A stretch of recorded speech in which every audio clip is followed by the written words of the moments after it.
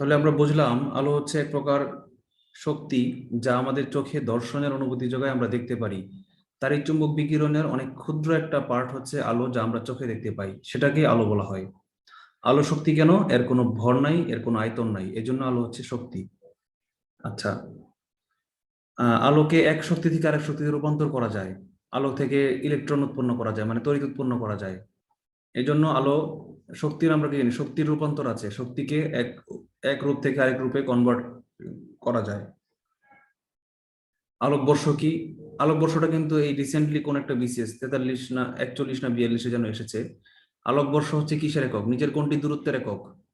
আলোকবর্ষ হচ্ছে দূরত্বের একক। মানে কি, এক বছরে আলো যে পরিমাণ দূরত্ব অতিক্রম করে তাকে আলোকবর্ষ বলা হয়। তাহলে বলো, এক বছরে যে আমরা বের করব, আমরা কিভাবে বের করব? আগে জানতে হবে না যে আলো এক সেকেন্ডে বা এক মিনিটে বা এক ঘন্টায় বা এক দিনে কি পরিমাণ দূরত্ব অতিক্রম করে? এটা যখন আমরা জানবো, তখন আমরা আলোক বর্ষ বের করতে পারবো। তো দেখেন এখানে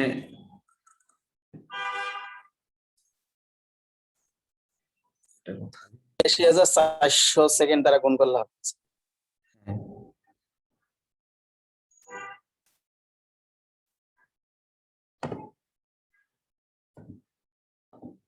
এই যে এখানে লেখা আছে, আলোর গতি হচ্ছে প্রায় 3 লক্ষ কিলোমিটার এক সেকেন্ডে।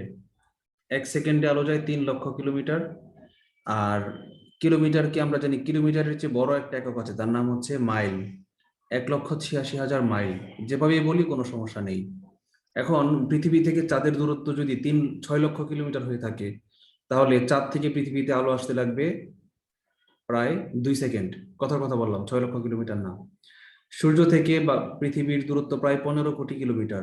এই জন্য সূর্য থেকে পৃথিবীতে আলো আসতে প্রায় 8 মিনিটের মতো সময় লাগে। আচ্ছা, আলোকবর্ষ কি? দূরত্বের একক। এটা কিন্তু খুব ইম্পর্টেন্ট। আলোকবর্ষ শুনে আমরা ভাবতে পারি আলোক মাপার একক, আলোর তীব্রতা মাপার একক। না, আলোকবর্ষের একক কি? আলোকবর্ষ কিসের একক? দূরত্বের একক। দূরত্ব মাপার আচ্ছা, আলোর দূরত্ব মাপার আলোকবর্ষের চেয়ে আরেকটা বড় একক আছে, তার নাম হচ্ছে পারসেক, যা হচ্ছে এই আলোকবর্ষের চেয়ে 3.2 গুণ। মানে 3.2 বছরে, মানে 3 বছরের একটু বেশি সময়ে আলো যে দূরত্ব অতিক্রম করে তাকে বলা হয় পারসেক। আচ্ছা, এক আলোকবর্ষ সমান সমান কত? এটা মুখস্থ, এটা বোঝার কিছু নাই। 9.461 into 10 to the power 12 kilometre. 10 to the power 12 মানে কি? 10টা শূন্য দিতে হবে। মানে এই যে 9, 4, 6, 1, দশমিকটা ছিল এইখানে, এখান থেকে 3টা শূন্য দিয়ে গুণ করার পর দশমিকটা চলে গেছে এইখানে।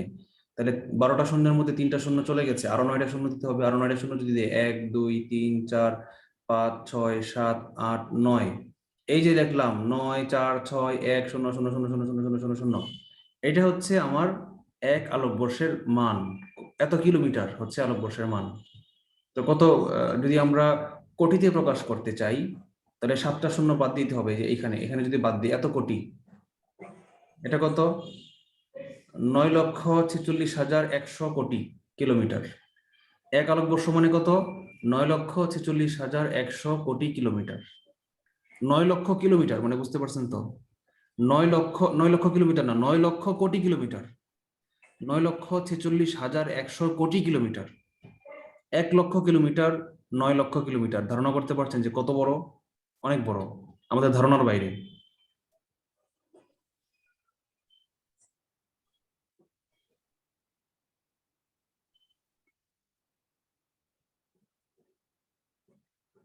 আচ্ছা, আলো কি, আলোর যে প্রকৃতি, আলোর তত্ত্ব সম্পর্কে 4টা তত্ত্ব আছে: কণা তত্ত্ব, তরঙ্গ তত্ত্ব, তাড়িৎ চুম্বক তত্ত্ব, কোয়ান্টাম তত্ত্ব। তো আলোর এই তত্ত্বগুলা কে আবিষ্কার করেছেন, এটা ইম্পর্টেন্ট, এটা খুবই ইম্পর্টেন্ট, এর চেয়ে বেশি আসবে না।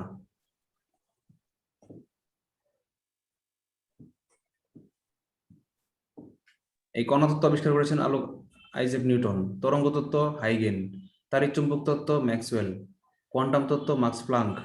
কোয়ান্টাম তত্ত্বের সাথে ইম্পর্টেন্ট কি? এখানে লিখে রাখেন, স্টার দিয়ে লিখে রাখেন ফোটন। মানে ফোটন হচ্ছে একটা ক্ষুদ্রাতি ক্ষুদ্র কণা। বিজ্ঞানী ম্যাক্স প্ল্যাঙ্ক বলেছেন যে আলো অ্যাকচুয়ালি কোনো তরঙ্গ না, কোনো সিঙ্গেল কোনো কণাও না। আলোটা হচ্ছে কি? আলো হচ্ছে অনেকগুলো কণার একটা প্যাকেট বা গুচ্ছ, এই গুচ্ছটাকে বলা হয় ফোটন।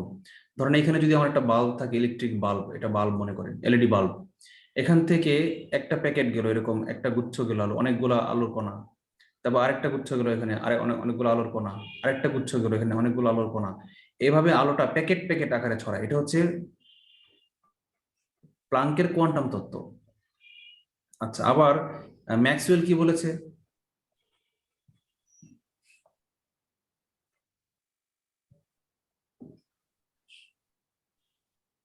এটা হচ্ছে আমার বাল্ব।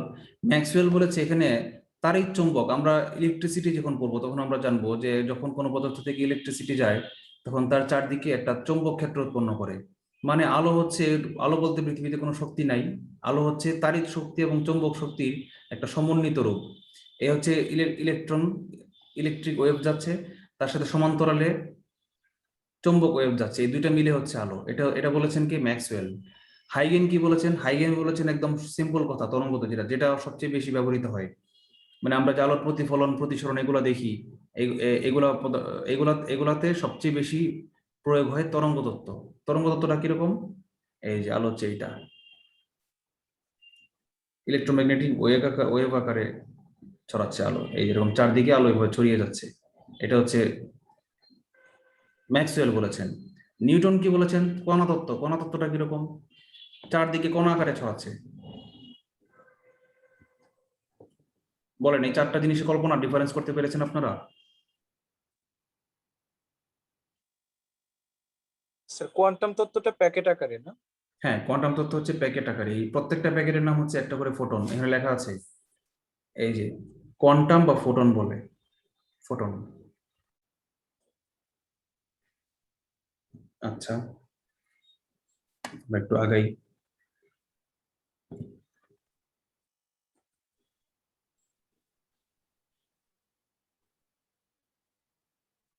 এটা দরকার নাই, এই প্লাঙ্কের ধ্রুবকের মান শেখা দরকার নাই, এটা অনেক আপার লেভেলের। এটা ইম্পর্টেন্ট, এটা বোধহয় রিসেন্টলি আসছে কোন একটা বিসিএস এর জন্য। এই যে 1905 সালে বিজ্ঞানী নিউটন, ধরেন কলমটা মাঝে মাঝে নাই হয়ে যায়, এই যে এই বিজ্ঞানী আইনস্টাইন কেন নোবেল পুরস্কার পান? আমরা সবাই জানি বিজ্ঞানী আইনস্টাইনের সবচেয়ে বড় আবিষ্কার কি? ফটো তড়িৎ ক্রিয়া। না না না, আপেক্ষিক তত্ত্ব। আমরা আপেক্ষিক তত্ত্বের জন্য আইনস্টাইন হচ্ছে সর্বকালের সর্বশ্রেষ্ঠ বিজ্ঞানী বলা হয় আইনস্টাইনকে, তার আপেক্ষিক তত্ত্বের জন্য। কিন্তু আপেক্ষিক তত্ত্বের জন্য কিন্তু তিনি নোবেল পুরস্কার পান নাই। তিনি নোবেল পুরস্কার পেয়েছেন ফটো ইলেকট্রিক ইফেক্ট, ফটো তড়িৎ ক্রিয়ার জন্য। ফটো তড়িৎ ক্রিয়াটা কি? যখন কোনো ধাতুর উপর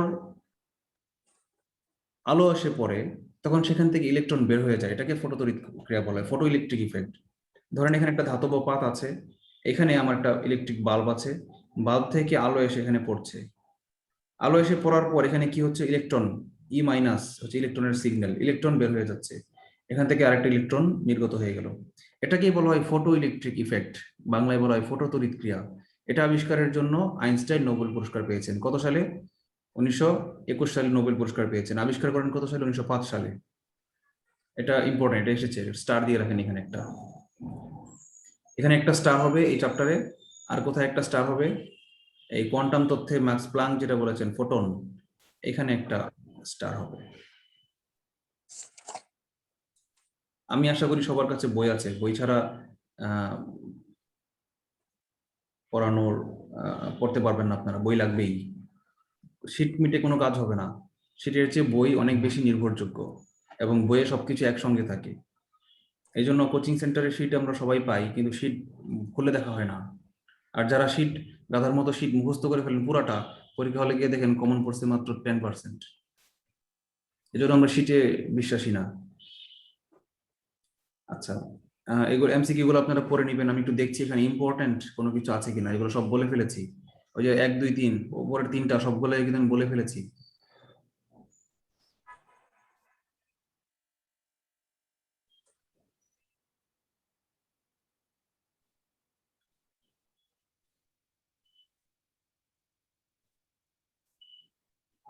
তিন নম্বর কোশ্চেনটা ইম্পর্টেন্ট। বায়ুতে বা শূন্য স্থানে প্রতি সেকেন্ডে আলোর গতি কত?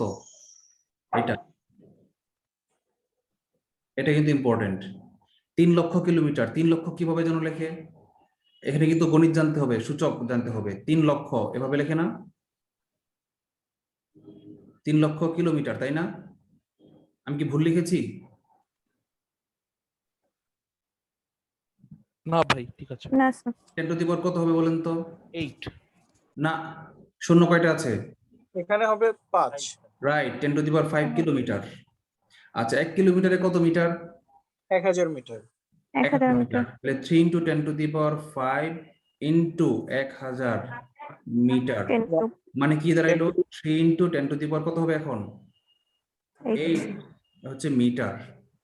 আমি যদি মিটারে না দিয়া সেন্টিমিটারে প্রকাশ করি, এই জন্য এটার আনসার হচ্ছে এটা, মিটার যেহেতু আছে। 3 into 10 to the power 8 metre. আমি যদি বলি আমার মিটার ভালো লাগে না, আমি সেন্টিমিটার আবিষ্কার করব, কেউ না করবে? না, করা যাবে। তাহলে আমি কিভাবে সেন্টিমিটারে করব? 100 দিয়ে 10 to 10 to multiply. the power 10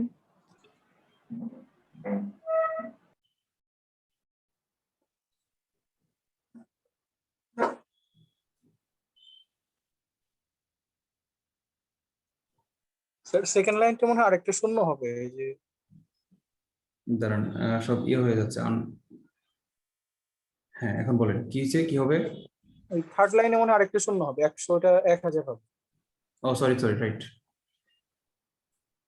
1000 metre.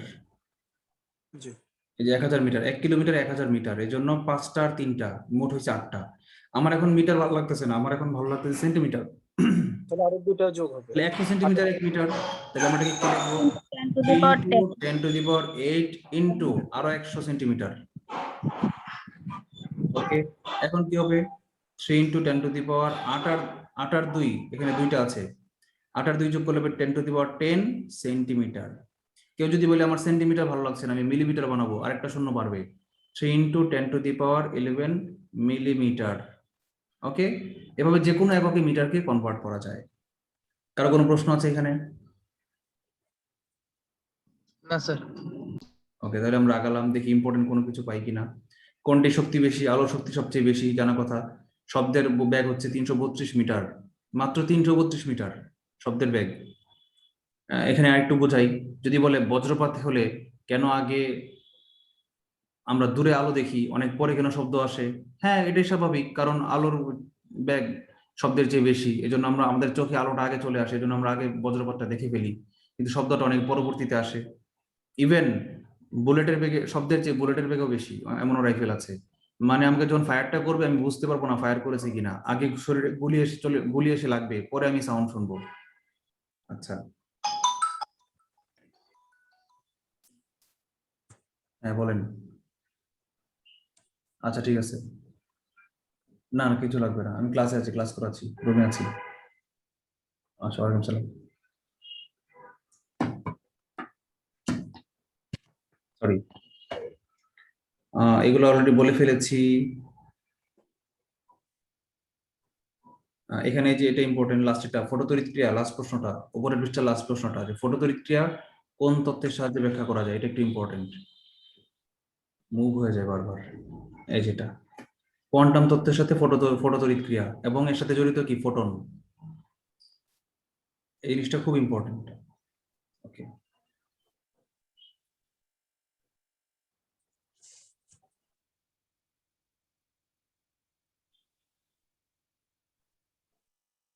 এখানে আরেকটা আপার লেভেলের থিওরি আছে, যে নিচের কোনটা ফোটনের ক্ষেত্রে সঠিক নয়। বলেছে খ নাম্বারটা সঠিক নয়, ফোটনের ভরবেগ ও শক্তি নেই। ফোটনের শক্তি নেই মানে ফোটনই তো শক্তির উৎস, ফোটনই তো শক্তি। ফোটনের শক্তি নিরপেক্ষ এটা ফোটনের শক্তি তো আলোর শক্তি, ঠিক আছে, এটা কিন্তু কারেক্ট। গ নাম্বার, ফোটন কণা এবং তরঙ্গ উভয় ধর্ম প্রদর্শন করতে পারে, আর উভয় ধর্ম প্রদর্শন করতে পারে বলেই কিন্তু আলোর এই দুইটা তত্ত্ব দুইটাই সঠিক, আলোর তরঙ্গ তত্ত্ব এবং কণা তত্ত্ব এই দুইটাই সঠিক, কারণ ফোটন দুই প্রকার বৈশিষ্ট্য প্রকাশ করতে পারে। আচ্ছা, ফোটনের ভর শূন্য, এটা সঠিক। ফোটনের শক্তি নেই, এটা একমাত্র ভুল। ভরবেগ শূন্য, এটা কিন্তু সঠিক, ভরবেগ কিন্তু 0।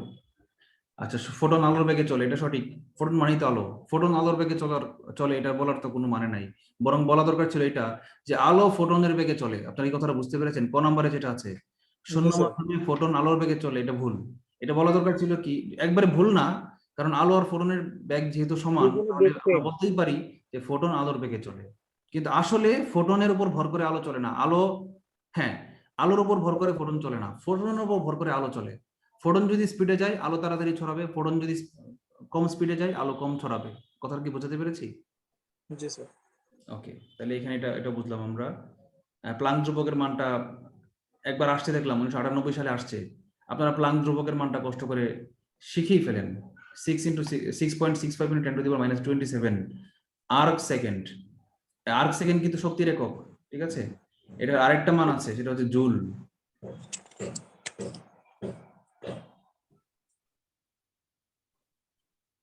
আমি শেখাতে চাই না, মানে আমি যতটুকু সম্ভব কম শেখাতে চাই, তারপরও যেহেতু পরীক্ষায় চলেই আসছে, এটা না শিখে উপায় নাই। এটাকে একটু আপনারা মার্ক করে রাখেন, শিখতেই হবে এটা।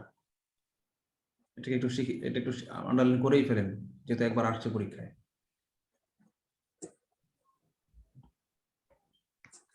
তাহলে শেষ, আমরা তাড়িৎ চুম্বক বর্ণালীতে চলে যাই। তাড়িৎ চুম্বক বর্ণালী কি? আপনারা নেটে ইলেকট্রোম্যাগনেটিক স্পেকট্রাম লিখে সার্চ দেন, দেখবেন একটা এমন একটা একটা একটা ছবি আসবে, একটা ইমেজ আসবে। ইমেজটা কেমন? ইমেজটা আসবে এরকম একটা বড়, এরকম একটা পট্টি আসবে। পট্টি মানে হচ্ছে ব্যান্ড, পট্টি, স্পেকট্রাম। এখানে এই যে ছোট্ট একটা অংশ হচ্ছে দর্শন, এটাকে আবার বড় করবে, ম্যাগনিফাই করবে। ম্যাগনিফাই করে এখানে ছোট 7 ভাগে ভাগ করবে।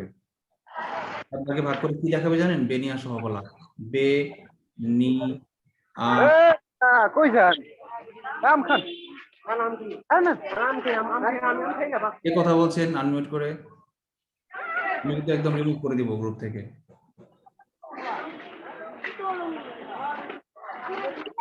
নুর আলম সবুজ, আপনি কথা বলছেন কেন? আনমিউট করে। কে একজন গ্রুপে মেসেজ দেন তো নুর আলম সবুজকে মিউট করার জন্য। গ্রুপ চ্যাটে একটু মেসেজ দেন, তার জানা দরকার যে সে আনমিউট হয়েছিল।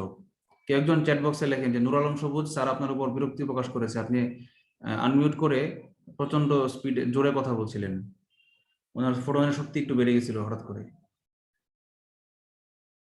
আচ্ছা, আমরা ইয়েতে ফিরে আসি, যেখানে ছিলাম সেখানে ফিরে আসি। এরকম বেনিয়া সহ কলা, কলা, কমলা লাল, এটা হচ্ছে 7টা রঙের নাম। বেতে বেগুনি, নিতে নীল, আতে আসমানি, শতে সবুজ, হতে হলুদ, কতে কমলা, লাতে লাল। এই 7টা রং হচ্ছে কি এইটুক অংশের ভিতরে লুকে আছে 7টা রং। আর বাকি যে এদিকে আছে, এদিকে আরো অনেক কিছু আছে, আবার ডান পাশে আরো অনেক কিছু আছে। এগুলা কি? এই এখানে হচ্ছে লাল, লালের নিচে হচ্ছে অবলোহিত। খাতায় লিখতেছেন আপনারা এগুলা? আর এই পাশে হচ্ছে নীল, দৃশ্যমান তরঙ্গের সবচেয়ে ক্ষুদ্র তরঙ্গ দৈর্ঘ্য হচ্ছে নীল। আর এর চেয়ে ক্ষুদ্র দেখেন এদিকে হচ্ছে কি? ক্ষুদ্র। ক্ষুদ্র কি? ক্ষুদ্র তরঙ্গ দৈর্ঘ্য।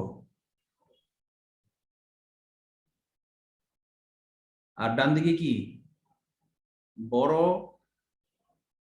তরঙ্গ দৈর্ঘ্য। ঠিক আছে? আচ্ছা, এখন এই যে এখানে আছে কি? গামারে, গামা, গামা রশ্মি। গামা রশ্মির তরঙ্গ দৈর্ঘ্য সবচেয়ে কম।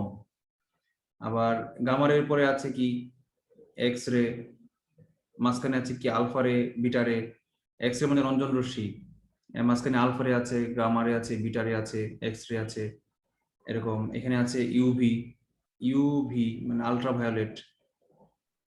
এটা লেখা দরকার নাই, এগুলা এগুলা লিখে আপনার মনে থাকবে না আপনাদেরকে। স্যার এই গাইডে যে চিত্রটা আছে, বইয়ে যে চিত্রটা, এটা মনে হয় এটার উল্টাটা, মানে আপনি যেটা দেখাচ্ছেন, আমরা বইটা ঘুরে ধরলে মনে হয় আমরা বুঝতে সেম হবে না? আছে বৈচিত্র্য কোথায় আছে? ও আচ্ছা, পেয়েছি, রাইট, বইয়ে আছে। তাহলে আমি বই দেখি না যদিও আর কি। এই যে এটা, হ্যাঁ, এটা কিন্তু আমি যেটা লিখেছিলাম তার উল্টাটা, কোনো সমস্যা নেই। আমি দিয়েছিলাম কি? বাম দিকে ছোট দিছিলাম না? আমি দিয়েছিলাম বাম দিকে ছোট, গামা বাম দিকে ছিল। হ্যাঁ, আর এরা দিয়েছে কি? ডান দিকে ছোট। কোনো সমস্যা নাই তাতে, আপনি যেভাবে আঁকেন একই। আমি এই যে ছোট্ট অংশটাকে কি করেছিলাম? নিচে ম্যাগনিফাই করেছিলাম, হ্যাঁ, বেনিয়া সহ বলা।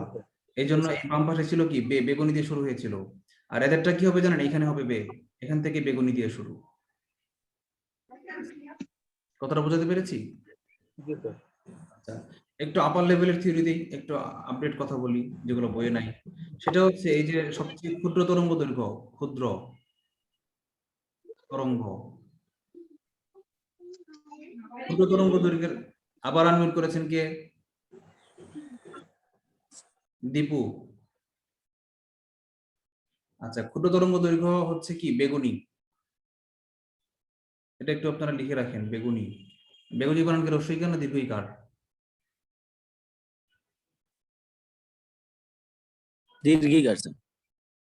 রস্বইকার, এখন থেকে দীর্ঘইকার ভুলে যান।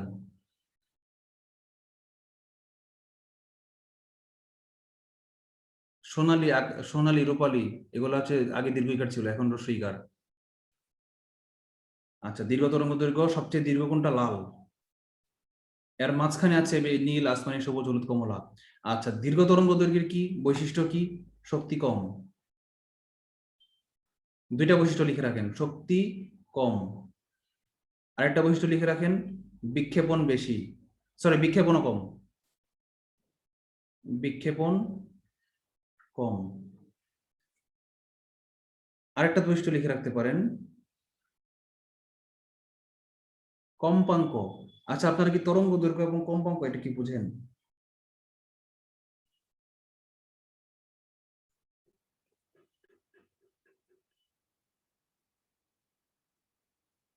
কম্পাঙ্ক কম, এই সবগুলাই কম। লালের ক্ষেত্রে সবগুলাই কম, আর বেগুনির ক্ষেত্রে কি? সবগুলাই বেশি। লিখে রাখেন, শক্তি বেশি, বিক্ষেপণ বেশি,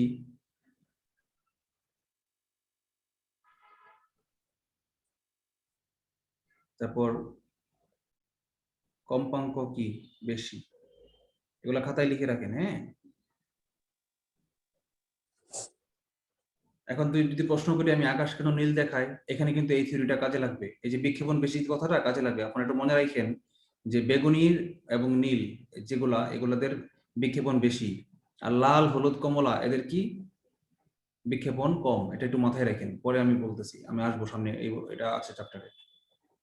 তাহলে এগুলো আমি যা বললাম এগুলাই, এখানে আর বলার কিছু নাই। এগুলো একটু আপনারা মনে রাখেন, হ্যাঁ। এই এককটা এখানে কিভাবে লিখছে এরা দেখেন, এই দুইভাবে মনে রাখতে পারেন। 4 × 10⁻⁷ মিটার। 4 × 10⁻⁷ মানে কি? দশমিক দিয়া 7 ঘর পরে 4 থাকবে, মাঝখানে 6টা শূন্য। 1 2 3 4 5 6 এত মিটার। বুঝতে পারছেন এটার মানে কি? যদি পরীক্ষা আসে যে দৃশ্যমান আলোর সর্বনিম্ন কত দৈর্ঘ্যের আলো আমরা দেখতে পাই, তাহলে আনসারটা কি হবে? এটা এভাবেও আসতে পারে, অথবা এই যে এভাবে আসতে পারে, 4 × 10⁻⁷ মিটার, এভাবেও আসতে পারে। আপনারা কি আচ্ছা, ন্যানোমিটার কি? ন্যানোমিটার দেখেন, এনএম, ন্যানোমিটার। ন্যানোমিটার মানে কি? 1 মিটার সমান সমান 10⁻⁹ মিটার। 9 থেকে ন্যানো, 10 থেকে ডেকা, 8 থেকে অক্টা, 7 থেকে হেপ্টা, 6 থেকে হেক্সা, 5 থেকে পেন্টাগন, পেন্টামিটার, হেক্সিন, এগুলো আপনারা শুনেছেন নাম, ঠিক আছে। তো ন্যানো মানে হচ্ছে 9 সূচক, 9 ঋণাত্মক সূচক, 10⁻⁹ মানে দশমিকের পরে 8টা শূন্য দিয়া একটা 1 লিখলে সেটাকে বলা হয় 1 মিটার। 1 ন্যানোমিটারের সমান। আপনারা কল্পনা করতে পারতেছেন যে দশমিকের পরে 7টা শূন্য দিলে হয় 1 কোটি, আর 1 ন্যানোমিটার মানে কি? 100 কোটি ভাগের 1 ভাগ। তাই আপনারা বলেন 1 ন্যানোমিটার মানে কি? 1 মিটারের 100 কোটি ভাগের 1 ভাগ। 1 মিটার মানে কতটুকু? 1 মিটার মানে প্রায় 2 হাত, সোয়া 2 হাত। আপনার হাত দিয়ে আমি 2 হাত মাপলাম। আপনার টেবিলটা মনে করেন, হ্যাঁ। আপনার টেবিলের দৈর্ঘ্যটা হচ্ছে মনে করেন 1 মিটার। এই টেবিলটাকে যদি 100 কোটি ভাগে ভাগ করি, 100 কোটি ভাগের 1 ভাগ হচ্ছে 1 ন্যানোমিটার। তার মানে এই নীল আলোর তরঙ্গ দৈর্ঘ্য হচ্ছে 400 ন্যানোমিটার, আর লাল আলোর তরঙ্গ দৈর্ঘ্য হচ্ছে কি? 700 ন্যানোমিটার। বলেন, কারো কোনো প্রশ্ন আছে?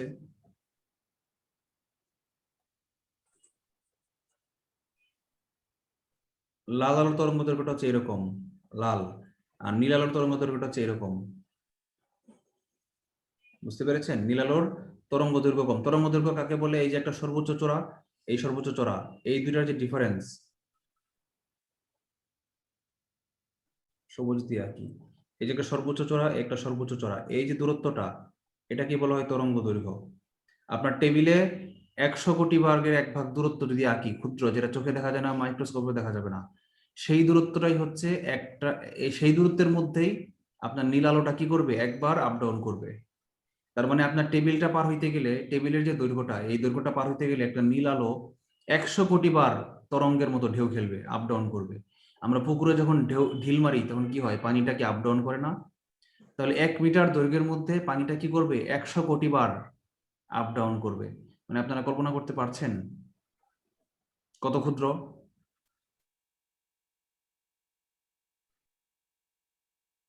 আপনারা কি বুঝতে পারছেন? কেউ কেউ একজন রেসপন্স করেন। হ্যাঁ স্যার, বুঝতে পারছি। বুঝছি স্যার। আচ্ছা, মজা লাগছে? জি। আচ্ছা, এভাবে আগে চিন্তা করেছেন এমন কেউ আছেন? নাকি সবাই এরকম জিনিসগুলো আগে ভাবেন নাই? নাকি সবাই আগে এরকম ভাবছেন? না স্যার, এমন ভাবি নাই।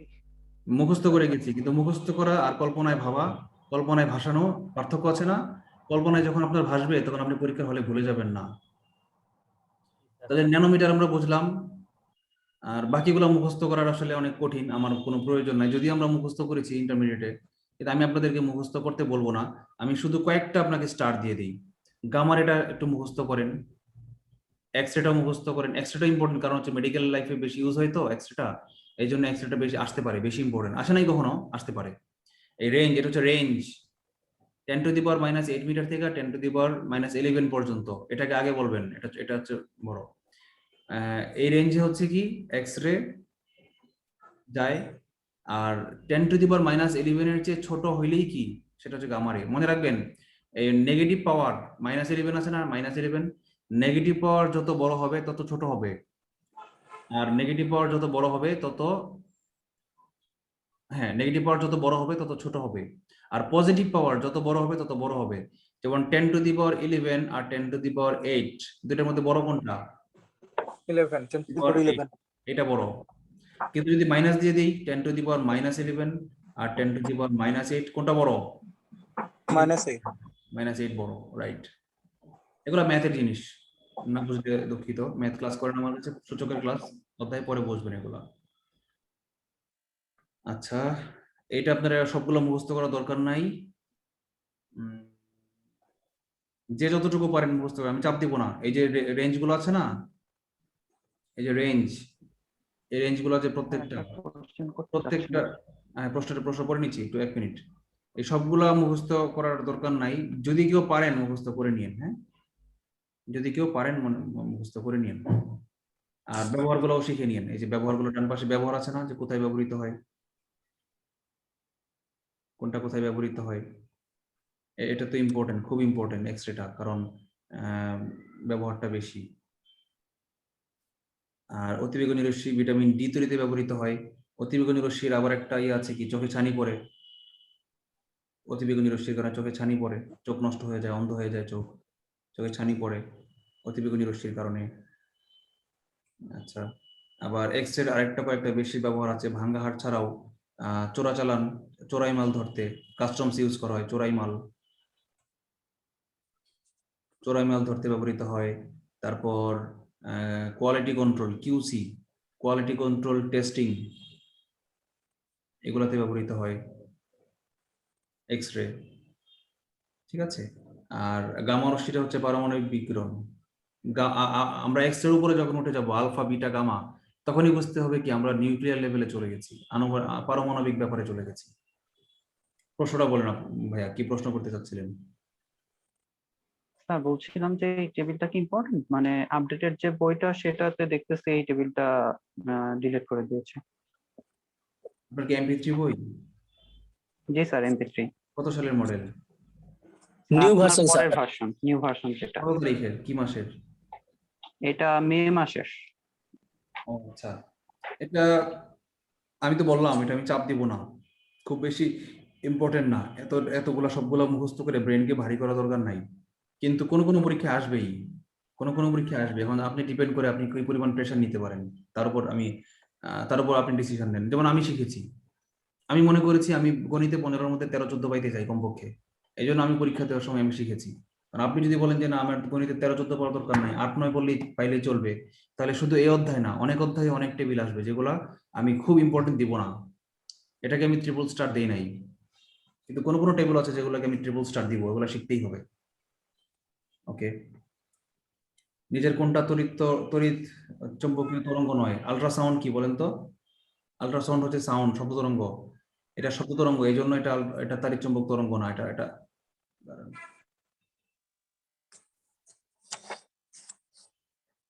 এটা আল্ট্রাসাউন্ড কি? শব্দ তরঙ্গ, এই জন্য তাড়িৎ চৌম্বক বিকিরণ এটা নাই। শব্দ কিন্তু তাড়িৎ চৌম্বক বিকিরণে নাই। আচ্ছা, সবচেয়ে ছোট তরঙ্গ দৈর্ঘ্য কোনটা? আমরা দেখেছি একটু আগে গামা, তাই না? গামা ছিল সবচেয়ে ছোট। জি স্যার। তাহলে সবচেয়ে বড় কোনটা? Radio wave. Radio wave. এই যে বেতার তরঙ্গ। এই যে বেতার রেডিও, আমাদের রেডিও আসে না? আমরা যে ঘরের রেডিও শুনি, আগে টেলিভিশনের আগে ছিল রেডিও। এই রেডিও ওয়েভে কি আছে বলেন তো? রেডিও 1 মিটার মানে 2 হাত থেকে শুরু করে 10⁴ মিটার মানে কি 10,000 মিটার মানে কি 10 কিলোমিটার।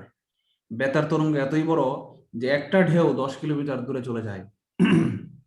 বেতার তরঙ্গ একটা ঢেউ দিয়ে, যে এটা 10 কিলোমিটার, যে 10⁴ মিটার মানে কি 10 কিলোমিটার। মানে বেতার তরঙ্গ একটা ঢেউ দিয়ে 10 কিলোমিটার চলে যেতে পারে। আচ্ছা, এখন বলেন তো, এই যে বেতার তরঙ্গ এত এত বড় বড় স্টেপ দেয়, এত বড় বড় ঢেউ খেলে, তার মানে কি বেতার তরঙ্গের স্পিড সবচেয়ে বেশি না অন্যগুলোর চেয়ে? না স্যার। অন্যরা কি বলেন? কে মনে করছেন বেতার তরঙ্গের স্পিড সবচেয়ে বেশি? কোনটার স্পিড সবচেয়ে বেশি কেউ বলতে পারেন? গামা। না, মাইক্রোওয়েভ। স্পিড সবগুলো সমান। স্পিড সবগুলো সমান। কথা বুঝতে পারছি? আমি দেখা একটা কাল্পনিক আরেকটু কল্পনা করেন, আপনাদের এই কল্পনার জগতে ভাষায় নিয়ে যাই। মনে করেন এটা আপনার স্টার্টিং পয়েন্ট। এটা কি আপনার বন্দুক? বন্দুক না, আলোর উৎস মনে করেন, বাল্ব। এখানে আছে আপনার বাল্ব। এখান থেকে লাল লাল আলো বের হচ্ছে। লাল আলো কি করে? বড় বড় ঢেউ দেয়। আর নীল আলো কি করে? ছোট ছোট ঢেউ দেয়। এরকম এরকম। তো যেই সময়ে লাল আলো এই পজিশনে আসছে, একই সময়ে নীল আলো এখানে চলে আসছে, স্পিড সমান। পার্থক্য কি? লাল আলো দিছে মাত্র 2টা ঢেউ, ডিস্টেন্স সমান। লাল আলো দিছে মাত্র 2টা ঢেউ, আর নীল আলো তখন 20-40টা ঢেউ দিয়ে দিছে। তার মানে বেশি কি? তাহলে নীলের বেশি কি? ফ্রিকোয়েন্সি বেশি। ফ্রিকোয়েন্সি বলে না, ফ্রিকুয়েন্টলি হরতাল ডাকছো, ফ্রিকুয়েন্ট আর্থকোয়াক মানে কি? নেপালে কি হয়? Frequent earthquake. নেপালে ঘন ঘন আর্থকোয়াক হয়। ফ্রিকোয়েন্সি মানে কি? ঘনত্ব। ঘনত্ব বলতে ওই যে ডেনসিটি ঘনত্ব না, তরঙ্গ দৈর্ঘ্যের ঘনত্ব, কত দ্রুত ঘটনা ঘটছে সেই ঘনত্ব, ফ্রিকোয়েন্সি। ঠিক আছে, ফ্রিকোয়েন্সি বেশি। তাহলে যার তরঙ্গ দৈর্ঘ্য বেশি, এটা হচ্ছে wave length. Wave length. Sir দাঁড়ান, খাতায় আঁকে নেন, আগে খাতায় আঁকেন, আমি একটু কথা শেষ হয়ে নেই, পরে বলেন। তার মানে কি লাল আলোর ওয়েভ লেংথ বেশি আর নীল আলোর ফ্রিকোয়েন্সি বেশি, কিন্তু ফ্রিকোয়েন্সি আর ওয়েভ লেংথ গুণ করে কিন্তু সমান হয়ে যাবে। এই জন্য বেগ ভি সমান হয়ে যাবে। ভি হচ্ছে কি? F lambda. ল্যামডা। এখানে ভি কি? ভি সমান সমান এফ। নতুন করে লিখে দাঁড়ান, এটা শব্দের ক্ষেত্রে প্রযোজ্য। আমরা শব্দের যেদিন পড়াবো সেদিন আমি এত ডিটেলস ব্যাখ্যা করবো না। V equal to F lambda, এটা একটু লিখে রাখেন। ভি সমান সমান এফ, খাতায় লিখেন, ল্যামডা। ভি হচ্ছে কি? ভেলোসিটি। ভেলোসিটি অর্থ কি? গতি, বেগ। গতি না, গতি ইংরেজি স্পিড, দ্রুতি ইংরেজি স্পিড। দ্রুতি আর বেগের মধ্যে পার্থক্য আছে। ভেলোসিটি হচ্ছে বেগ, বেগ ভেক্টর রাশি, দ্রুতি স্কেলার রাশি। দ্রুতি আমরা আরেকদিন পড়াবো। আর এফ কি? ফ্রিকোয়েন্সি, একটু আগে যেটা লিখেছিলাম, ফ্রিকোয়েন্সি। ফ্রিকোয়েন্সি বাংলা কি? কম্পাঙ্ক। কম্পাঙ্ক। কম্পাঙ্ক। আর ল্যামডা কি? ল্যামডা দেখেন, কি আবার ল্যামডা ভাবেন না। ল্যামডা এটা একটা Greek word, Greek letter. Lambda কি? ল্যামডা দিয়ে কাকে প্রকাশ করা হয়? তরঙ্গ দৈর্ঘ্য। Okay fine, V equal to F lambda. তার মানে দেখেন, কারো মনে করেন যে এফ যদি হয় ফ্রিকোয়েন্সি কম, মনে করেন 2টা, তরঙ্গ দৈর্ঘ্য বেশি, মনে করেন 10, যার কারণে 10 দুগুণে কত? 20 মিটার সে যাবে। আবার অন্য একটা আমি নিলাম অন্য কালারের, তার ফ্রিকোয়েন্সি মনে করেন 5, খুব দ্রুত 1 সেকেন্ডে 5 বার কাঁপে, কিন্তু ইয়া কম, একবার কাঁপে দূরত্ব কম যায়, 4 মিটার যায়। তাহলে 4 5 সেও কি যাবে? 20 মিটারই যাবে। বুঝতে পেরেছেন ডিফারেন্সটা? কেন নীল আলো আর লাল আলো একই সময়ে সমান দূরত্ব অতিক্রম করে, যদিও দুইজনের তরঙ্গ দৈর্ঘ্য এবং কম্পাঙ্ক আলাদা, তারপরেও দুইজন সমান দূরত্ব কিভাবে অতিক্রম করে কল্পনায় কি ভাবতে পেরেছেন আপনারা?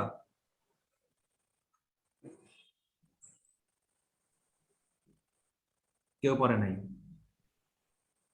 স্যার প্রথমে শোনার পরে একটু কনফিউজ হয়ে গেছিলাম, পরে যে এই ভেহিকল টু ফ্ল্যামটা এটা ব্যাখ্যা জানার পরে মেনে নিলাম স্যার। Right, right. মানে মনে করেন একজনের দুইটা গাড়ি, মনে করেন প্রাইভেট কার, দুইজনেরই ইঞ্জিনের ক্ষমতা সমান, দুইজনেরই ইঞ্জিনের ক্ষমতা সমান। একজন কি করছে, বড় চাকা লাগাইছে, আরেকজন করছে কি, ছোট চাকা লাগাইছে। দেখা গেল দুইজনের স্পিড সমান। তাহলে যার চাকা বড় তার মানে কি, তার তরঙ্গ দৈর্ঘ্য বেশি। আবার চাকা ঘুরতেছে কম স্পিডে, সেকেন্ডে 2বার ঘুরে। আরেকজন করছে কি, একই ইঞ্জিনের একই গাড়িতে চাকা লাগাইছে ছোট, মানে তরঙ্গ দৈর্ঘ্য কম, কিন্তু ফ্রিকোয়েন্সি অনেক বেশি, মানে 1 সেকেন্ডে চাকা 2বারের জায়গায় 20বার ঘুরে। গড়ে গিয়ে দেখা গেল দূরত্ব সমানই যাচ্ছে। এখন কথাটা ক্লিয়ার? জি স্যার। একটা ট্রাক আর একটা টেম্পো চিন্তা করেন, ট্রাকের চাকা অনেক বড় হওয়ার পরও ট্রাকের স্পিড টেম্পোর চেয়ে খুব একটা বেশি না, প্রায় সমানই, সিএনজির চেয়ে সমানই। কিভাবে হয়? কারণ সিএনজির চাকা ছোট হইলেও সে ঘুরতেছে বেশি স্পিডে, 1 সেকেন্ডে বেশি সংখ্যক বার ঘুরতেছে। ক্লিয়ার? স্যার এই কথাটা একটু অন্যভাবেও তো মানে আমরা চিন্তা করতে পারি যে ট্রাক তুলনামূলকভাবে দেখা যাচ্ছে যে আস্তে যাচ্ছে, মানে চাকা কম ঘুরতেছে, কিন্তু সিএনজির চাকা বেশি ঘোরা সত্ত্বেও ওর স্পিডটা অনেক সময় কম হতে পারে স্যার। হ্যাঁ, হতে পারে, কিন্তু আলোর ক্ষেত্রে এটা প্রযোজ্য না। আলোর ক্ষেত্রে সকল তরঙ্গ দৈর্ঘ্যের বেগ একই, সমান। জি স্যার। ওকে, আচ্ছা, মাঝখানে কেউ একজন প্রশ্ন করতেছিলেন, প্রশ্নটা বলেন। আমার মনে হয় আপনি উত্তর পেয়ে গেছেন।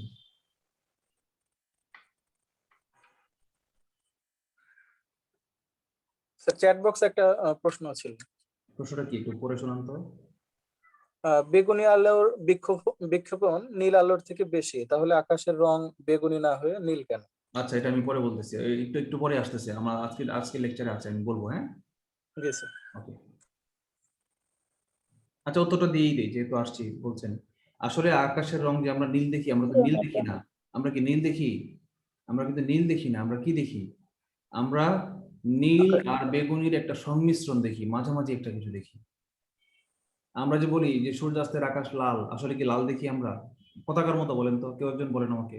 আমরা কি একদম বাংলাদেশের যে পতাকার যে লাল রং, গাঢ় লাল, সেরকম লাল দেখি? দেখি না তো। আমরা লাল কমলার মাঝামাঝি একটা রং দেখি। একই রকম ওখানে নীল বেগুনির একটা সংমিশ্রণ দেখি। কেন দেখি? এটা আসলে কি, 3-4টা তরঙ্গ দৈর্ঘ্যের এই আলোর সংমিশ্রণের ফলে আমাদের চোখে যেটা আসে এভারেজ, আমরা এভারেজ কালারটা দেখি। আচ্ছা, এভারেজটা কিভাবে? এভারেজটা একটু আঁকি আমরা।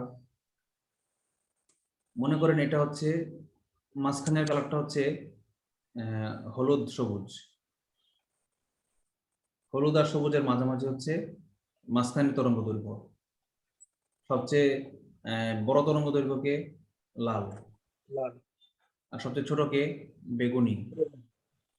বেগুনি মাঝখানে কি, নীল, তারপরে কি, আকাশী। নীল, আকাশী, বেগুনি, তারপরে সবুজ আর হলুদ, মাঝখানের গ্রুপ। আর ডান পাশের গ্রুপে কি আছে? কমলা, হলুদ, লাল। ঠিক আছে, ডান পাশের রেঞ্জ এটা।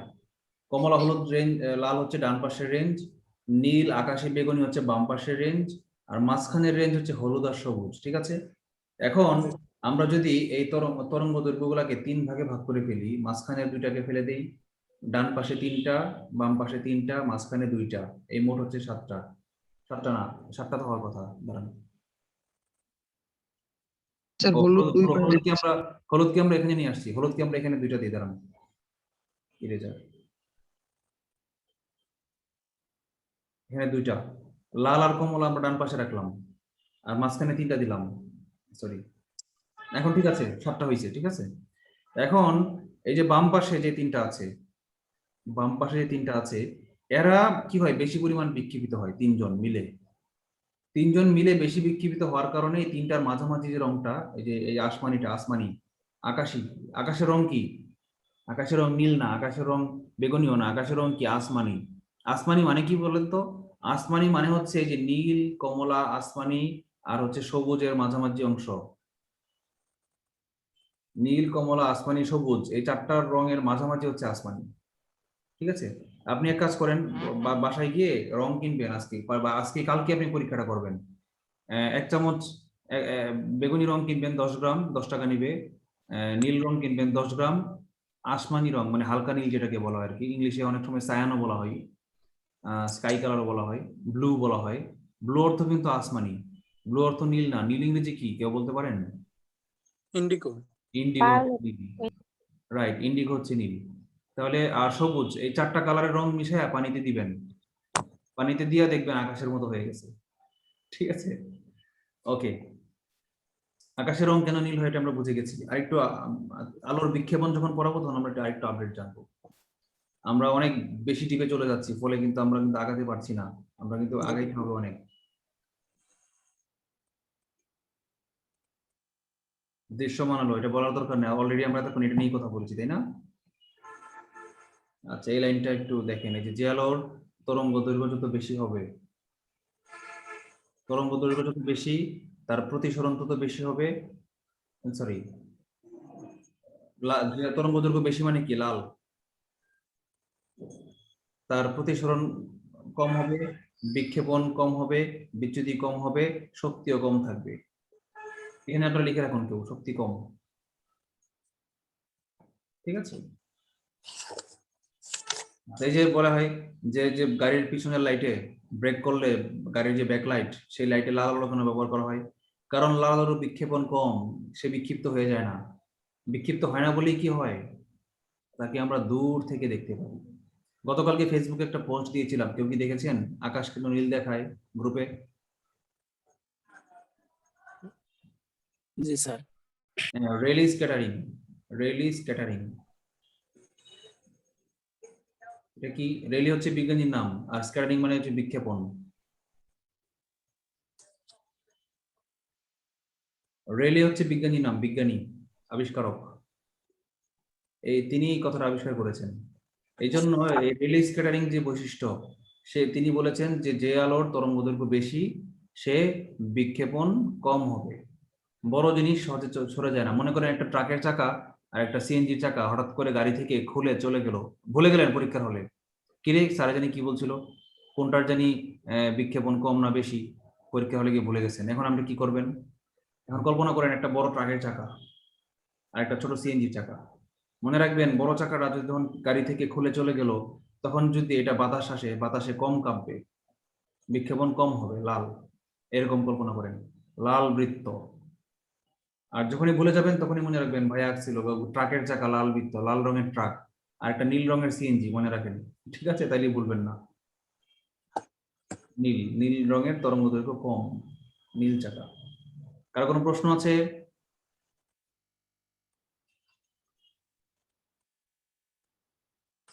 Hello babies, no question. আচ্ছা, লেজার কি? লেজার বোঝার কিছুই নাই। Light amplification by stimulated emission of radiation. তরঙ্গের, রেডিয়েশন অর্থ কি? কিরণ। ইংলিশটা শিখে রাখবেন আপনারা, এটা অনেক সময় আসে। Light amplification by stimulated emission of radiation. Stimuli মানে কি? উদ্দীপনা, উদ্দীপিত। দেখে তো বাংলা লেখা আছে কিনা, এই লেখা আছে উদ্দীপিত। উদ্দীপিত। ইমিশন মানে কি? নিঃসরণ। এখানে ভুল লেখছে, এই দেখেন এটা ভুল লেখছে, বিকিরণ হবে না, এটা হবে নিঃসরণ। উদ্দীপিত নিঃসরণের মাধ্যমে, বইয়ে যাদের বই আছে লিখে রাখেন, উদ্দীপিত নিঃসরণের সাহায্যে আলোর বিবর্ধন। অ্যাম্প্লিফিকেশন, অ্যাম্প্লিফিকেশন মানে কি? বিবর্ধন। অ্যাম্প্লিফিকেশন মানে বিবর্ধন। আলোকে আমি বাড়াবো কিভাবে? উদ্দীপ্ত নিঃসরণের মাধ্যমে। আচ্ছা, আবিষ্কার করেছেন মাইম্যান, লেজার আবিষ্কার করেছেন মাইম্যান 1960 সালে। ওকে, লেজার সম্পর্কে তেমন কিছু বোঝার নাই, আমরা অগ্রসর হই।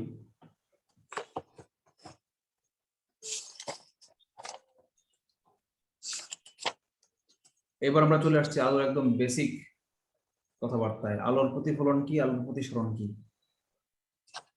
আচ্ছা, আলোর প্রতিফলন, আমি একটা এক্সট্রা ক্লাস নিয়েছিলাম, সেখানে বলেছিলাম আলোর প্রতিফলন হচ্ছে কি? কোন একটা পৃষ্ঠে এসে আলো এসে রিফ্লেক্ট হওয়াকে রিফ্লেকশন, দেখেন এই রিফ্লেক্ট হওয়াটাকে আলোর প্রতিফলন বলে। বোঝানোর কিচ্ছু নাই। দর্পণ মানে কি? দর্পণ মানে হচ্ছে আয়না, যেখানে আলোর প্রতিফলন ঘটে তাকেই বলা হয় কি? আলোর দর্পণ। দর্পণ দুই প্রকার, কি কি? একটা হচ্ছে সমতল আর একটা হচ্ছে গলীয়। সমতল কোনটা? আয়না, ডাইরেক্ট আয়না যেটাকে বলা হয় আয়না, একটা সমতল দর্পণ। পানির স্তর, প্রশ্নে আসলো পানির স্তর, পানির স্তরে অনেক সময় নিজের চেহারা দেখা যায়, তাহলে বলেন পানির স্তরটা কি, সমতল না গলীয় দর্পণ? সমতল দর্পণ। সমতল দর্পণ, রাইট। আচ্ছা, এখন যদি জিজ্ঞেস করা হয় যে সমুদ্র পৃষ্ঠের স্তর স্তর এটা কি সমতল না গলীয়? এটা কিন্তু আবার গলীয়, কারণ কি পৃথিবী কি গোল, তাই না? এই জন্য সমুদ্র পৃষ্ঠের দর্পণটা কি গলীয় দর্পণ। আচ্ছা, স্যার ওইটার সারফেসটা বেশি অংশ জুড়ে, এই কারণে কি গলীয়? এই জন্য গলীয় মনে হচ্ছে, এই জন্য গলীয়। প্রকৃতপক্ষে সকল স্তরই গলীয়। আপনি পুকুরের পানি নেন, জি স্যার, মানে গলীয়র অংশ বিশেষ তখন ওইটা গলীয় ক্ষুদ্র অংশ অংশ। বিশেষ, কিন্তু দেখে এটাকে সমতল মনে হয়। জি স্যার। আপনি 1 মিটার দৈর্ঘ্যের মধ্যে গলীয় এই বক্রতা মাপতে পারবেন না। আমি একে দেখাচ্ছি দাঁড়ান। এই যে পুকুর নিয়েছেন, পুকুরের মধ্যে পানির লেয়ার, এটা 1 মিটার দৈর্ঘ্য যদি আপনি নেন, এখানে আপনি মাপতে পারবেন না যে সে গলীয়। কিন্তু আপনি যদি 1000 কোটি কিলোমিটার নেন, বিরাট পৃথিবী এঁকে ফেলেন, তাহলে দেখবেন কি সে আস্তে আস্তে কি হয়েছে, গোল হয়ে গেছে। এই বিরাট গোলাকার একটা বৃত্তচাপের মধ্যে যদি ছোট্ট করে কেটে ফেলেন, কি দেখবেন বলেন তো? এই অংশটা কি সমতল সরল রেখা না বৃত্ত বলেন তো? এটা কি সরল রেখা না বৃত্ত? সরলটা। দেখে দেখে মনে হচ্ছে সরল রেখা, আসলে সরল রেখা না, আসলে কি বৃত্ত। যখন ক্ষুদ্র হয়ে যাবে তখন সেটাকে সরল রৈখিক মনে হবে। তো এত কনফিউশনে আমরা যাব না, আমরা সহজভাবে বলবো কি পানির স্তর কি, পানির স্তরে যে ইয়ে হয়, পানির স্তরে যে রিফ্লেকশন হয় সেটা সমতল দর্পণ। আচ্ছা, সরল পেরিস্কোপ এত কিছু বলার দরকার নাই। বলেন সরল পেরিস্কোপ কি থিওরিতে ব্যবহৃত হয়? আলোর প্রতিফলনের থিওরিতে ব্যবহৃত হয় আলোর সরল পেরিস্কোপ। আচ্ছা, গলীয় দর্পণ কোথায় ব্যবহৃত হয়? গাড়ির লাইটে, গাড়ির যে ব্যাকলাইট দেখি আমরা, সেখানে হচ্ছে উত্তল দর্পণ ব্যবহৃত হয়। উত্তল দর্পণ কি আর অবতল দর্পণ কি এর একটু বোঝার ব্যাপার আছে, লিখে দাঁড়ান 1 মিনিট। ধরেন আমি একটা গ্লাস নিলাম, একটা গ্লাসের প্লেট নিলাম, সে কি কাঁচ, স্বচ্ছ পদার্থ, আলো ভেদ করে চলে যাবে। এদিক থেকে যদি আলো পড়ে ভেদ করে চলে যাবে, এদিক দিয়ে আলো পড়লে ভেদ করে চলে যাবে। কিন্তু যদি আমি এখানে যদি সিলভার ক্লোরাইড বা সিলভার ক্লোরাইড দিয়ে প্রলেপ দিয়ে দেই, এমসিকিউতে প্রশ্ন আসলো আয়নায় বা দর্পণে কাচের পিছনে কি ব্যবহার করা হয়? এজিবিআর, এজি হচ্ছে সিলভার, বিআর হচ্ছে ব্রোমাইড। মনে রাখেন এই এজিবিআর এর নাম হচ্ছে, এজি হচ্ছে একটা কেমিক্যালের সংকেত, প্রতীক। গত ক্লাসে আমরা প্রতীক সংকেত পড়াইছি না? এজি হচ্ছে সিলভারের প্রতীক, লেখেন নাম সিলভার ব্রোমাইড। সিলভার তো চিনেন, সিলভারের বাটিতে বসে ভাত খান না, রান্না করেন না ডেকচিতে, সিলভার ব্রোমাইড। অথবা অনেক সময় এজিসিএল ক্লোরাইড, সিলভার ক্লোরাইড ব্যবহৃত হয়।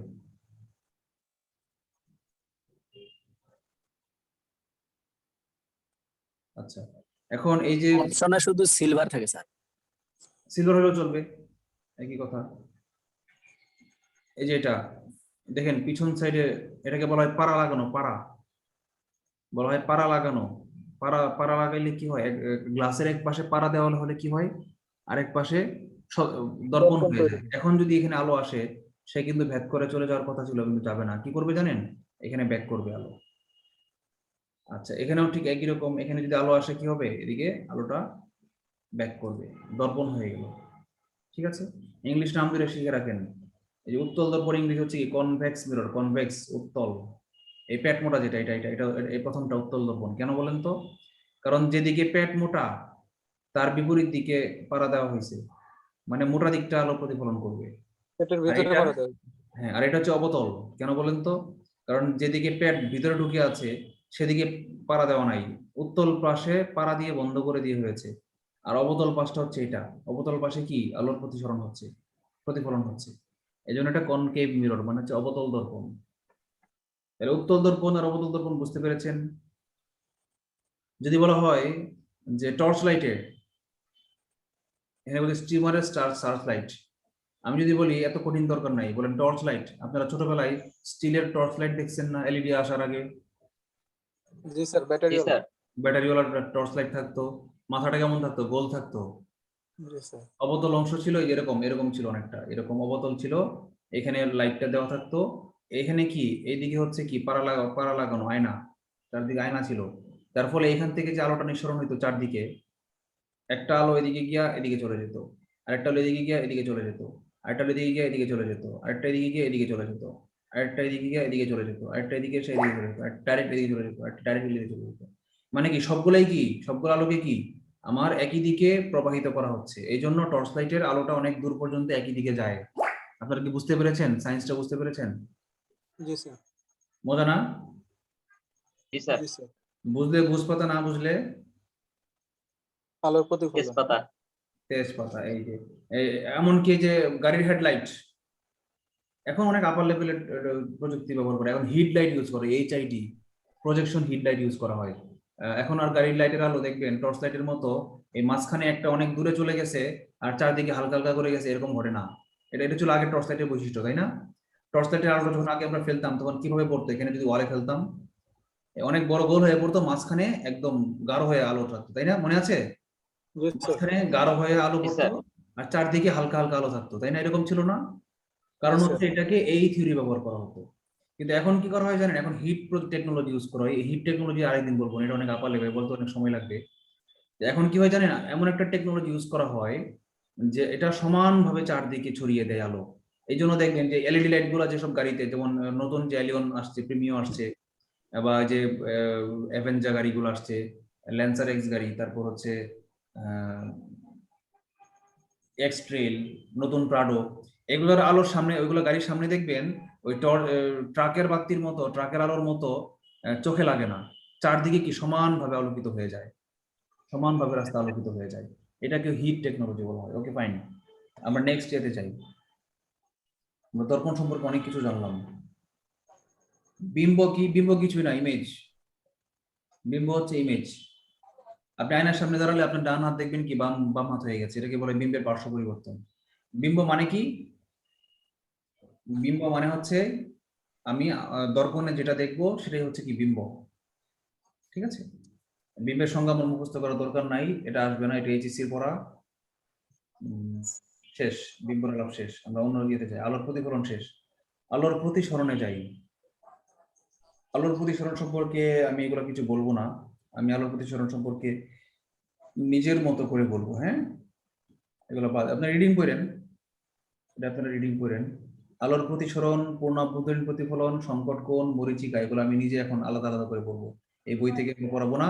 আমার কথার আগে আপনারা বুঝেন, বোঝার পরে কি করবেন আপনারা বলেন তো? বোঝার পরে আপনারা এই এই বই আসবেন, কেমন? সবাই এগ্রি? আমি এখন বই থেকে বের হয়ে যাই।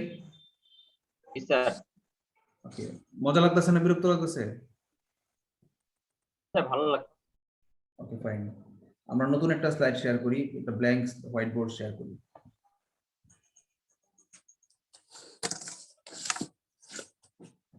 নতুন একটা ব্ল্যাঙ্ক হোয়াইট বোর্ড দেখতে পাচ্ছেন আপনারা? জি স্যার। শরীরে একটা ভাব আছে না? আস্তে আস্তে স্যার। চা খাবেন? ঢেলে দেই? স্যার আমি তো হ্যাঁ, সে এখন কফি খায়, চা খায় না। আচ্ছা, এখন হাইরি সাহেব কফি খায় না, একটু আপডেট, একটু শিক্ষিত হয়েছে, ভদ্র হয়েছে। আচ্ছা, না সে কিন্তু এখন টেকনিক শিখে গেছে, মানে তাকে যে মানুষ কিভাবে মূল্যায়ন করে এটা কিন্তু সে এখন বুঝে গেছে, স্ট্র্যাটেজি শিখে গেছে। কিন্তু দেখবেন তার রিসেন্ট কালের ওয়াজ গুলা শুনবেন, একটু ভালো হচ্ছে আর কি, যে কেন যে মানুষ তাকে নিয়ে ট্রল করে এটা নিয়ে সে অ্যানালাইসিস করেছে। আচ্ছা, কোথায় ছিলাম আমরা? আলোর প্রতিসরণ। এই প্রতিসরণের সাথে অনেকগুলো টপিক ইম্পর্টেন্ট। আলোর প্রতিসরণে কি বলা হয়েছে জানেন? বলা হচ্ছে যখন একটা পুকুর, মনে করেন একটা পুকুর নিলাম, আমি একটা বড় একটা পুকুর আঁকলাম। হ্যাঁ, এখানে আছে কি পানি। পানি কি একটা ঘন মাধ্যম?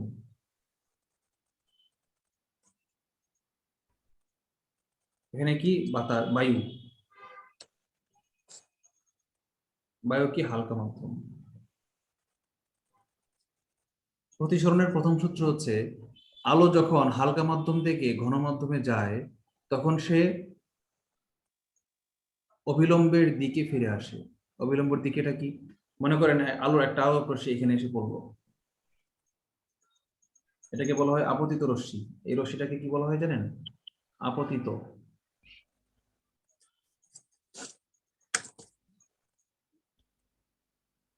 আচ্ছা, সে কোন দিকে চলে যাওয়ার কথা ছিল? এদিক দিয়ে সরাসরি চলে যাওয়ার কথা ছিল না? যে বিন্দুতে এসে পড়লো এই বিন্দুটা, এটাকে বলা হয় আপতন বিন্দু। দেখেন খাতায়, নাম কি? আপতন বিন্দু। আপতন বিন্দু। আচ্ছা, আমরা এখানে অন্য একটা কালার নিয়ে ইউজ করি। আমরা নীল রঙের একটা, এই বিন্দুটাকে নীল দিয়ে নীল করে দিই। এখানে একটা লম্ব আঁকি আমরা। হয় নাই, আবার আঁকতেছি। এটা হচ্ছে কি, একটা লম্ব আঁকলাম, ঠিক আছে? আলোর প্রতিসরণ মানে হচ্ছে আলো দিক চেঞ্জ করবে, আলো বেঁকে যাবে। বেঁকে কিভাবে যাবে বলেন তো? যেদিকে যাওয়ার কথা ছিল সেদিকে না গিয়ে যখন ঘন মাধ্যমে আসবে তখন অভিলম্বের কাছে চলে আসবে, এদিকে চলে যাবে। এটার নাম কি? অভিলম্ব। অভিলম্ব। ওকে, আচ্ছা। এই যে কোণটা, এটার নাম হচ্ছে আর। আর কেন? আর দিয়ে কি বোঝায় খাতায় লিখেন আপনারা? প্রতিসরণ কোণ। হ্যাঁ, প্রতিসরণ কোণ, angle of reflection, refraction. Refraction. Reflection অর্থ হচ্ছে প্রতিসরণ, অ্যাঙ্গেল অফ রিফ্লেকশন। আচ্ছা, এদিকে আসতেছে না একটা আলোক রশ্মি, এই যে কোণটা, অভিলম্বের সাথে যে কোণটা, মনে রাখবেন কোণ সবসময় আঁকা হয় অভিলম্বের সাথে, এই দুইটা মাধ্যমের ইন্টারফেসের সাথে না। এটাকে কি বলা হয়? এটাকে বলা হয় ইন্টারফেস। ইন্টারফেস বাংলা কি? বিভেদ তল। বিভেদ তল, ঠিক আছে? তাহলে কখনোই মনে রাখবেন যে কোন এই ইন্টারফেসের সাথে আঁকা হয় না। যদি যদি আমি এটা আঁকি, এটা ভুল হয়ে যাবে।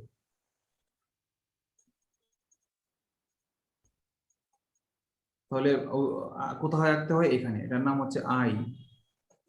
কেন আই দিয়ে কি বোঝায় বলেন তো? Angle of incidence. রাইট, বাংলায় বলা হয় আপতন কোণ। আপতন কোণ। আপতন কোণ। আপতন ইংরেজি কি? ইনসিডেন্স। ইনসিডেন্স মানে কি? ঘটনা ঘটছে, ইনসিডেন্ট। আচ্ছা, আপতন কোণ বুঝলাম আমরা। তাহলে প্রতিফলন যখন ঘটছিল তখন একটি ঘটনা ঘটছিল, মাঝখানে প্রতিফলনটা একটু বলে নিই। একটা বিন্দু, এই বিন্দুতে আলো এসে পড়ছে, এইটা আমি এখানে একটা অভিলম্ব আঁকলাম। এই যে কোণটা, এটা হচ্ছে কি? আই, তাই না? আপতন কোণ। প্রতিফলিত হয়ে এদিকে চলে যাচ্ছে, এই যে কোণটা, এটার নাম কি? আর। তাহলে বাম পাশের যেটা, এটা হচ্ছে কি? আপতিত রশ্মি। আর ডান পাশে যেটা, এটার নাম কি? প্রতিফলিত। প্রতিফলিত রশ্মি। প্রতিসরিত না, প্রতিফলিত। আচ্ছা, আর এখানে না, এটা ছিল প্রতিফলনের ক্ষেত্রে, এবং সূত্র ছিল কি? আই সমান সমান আর। আর এটা ছিল প্রতিফলনের সূত্র। আর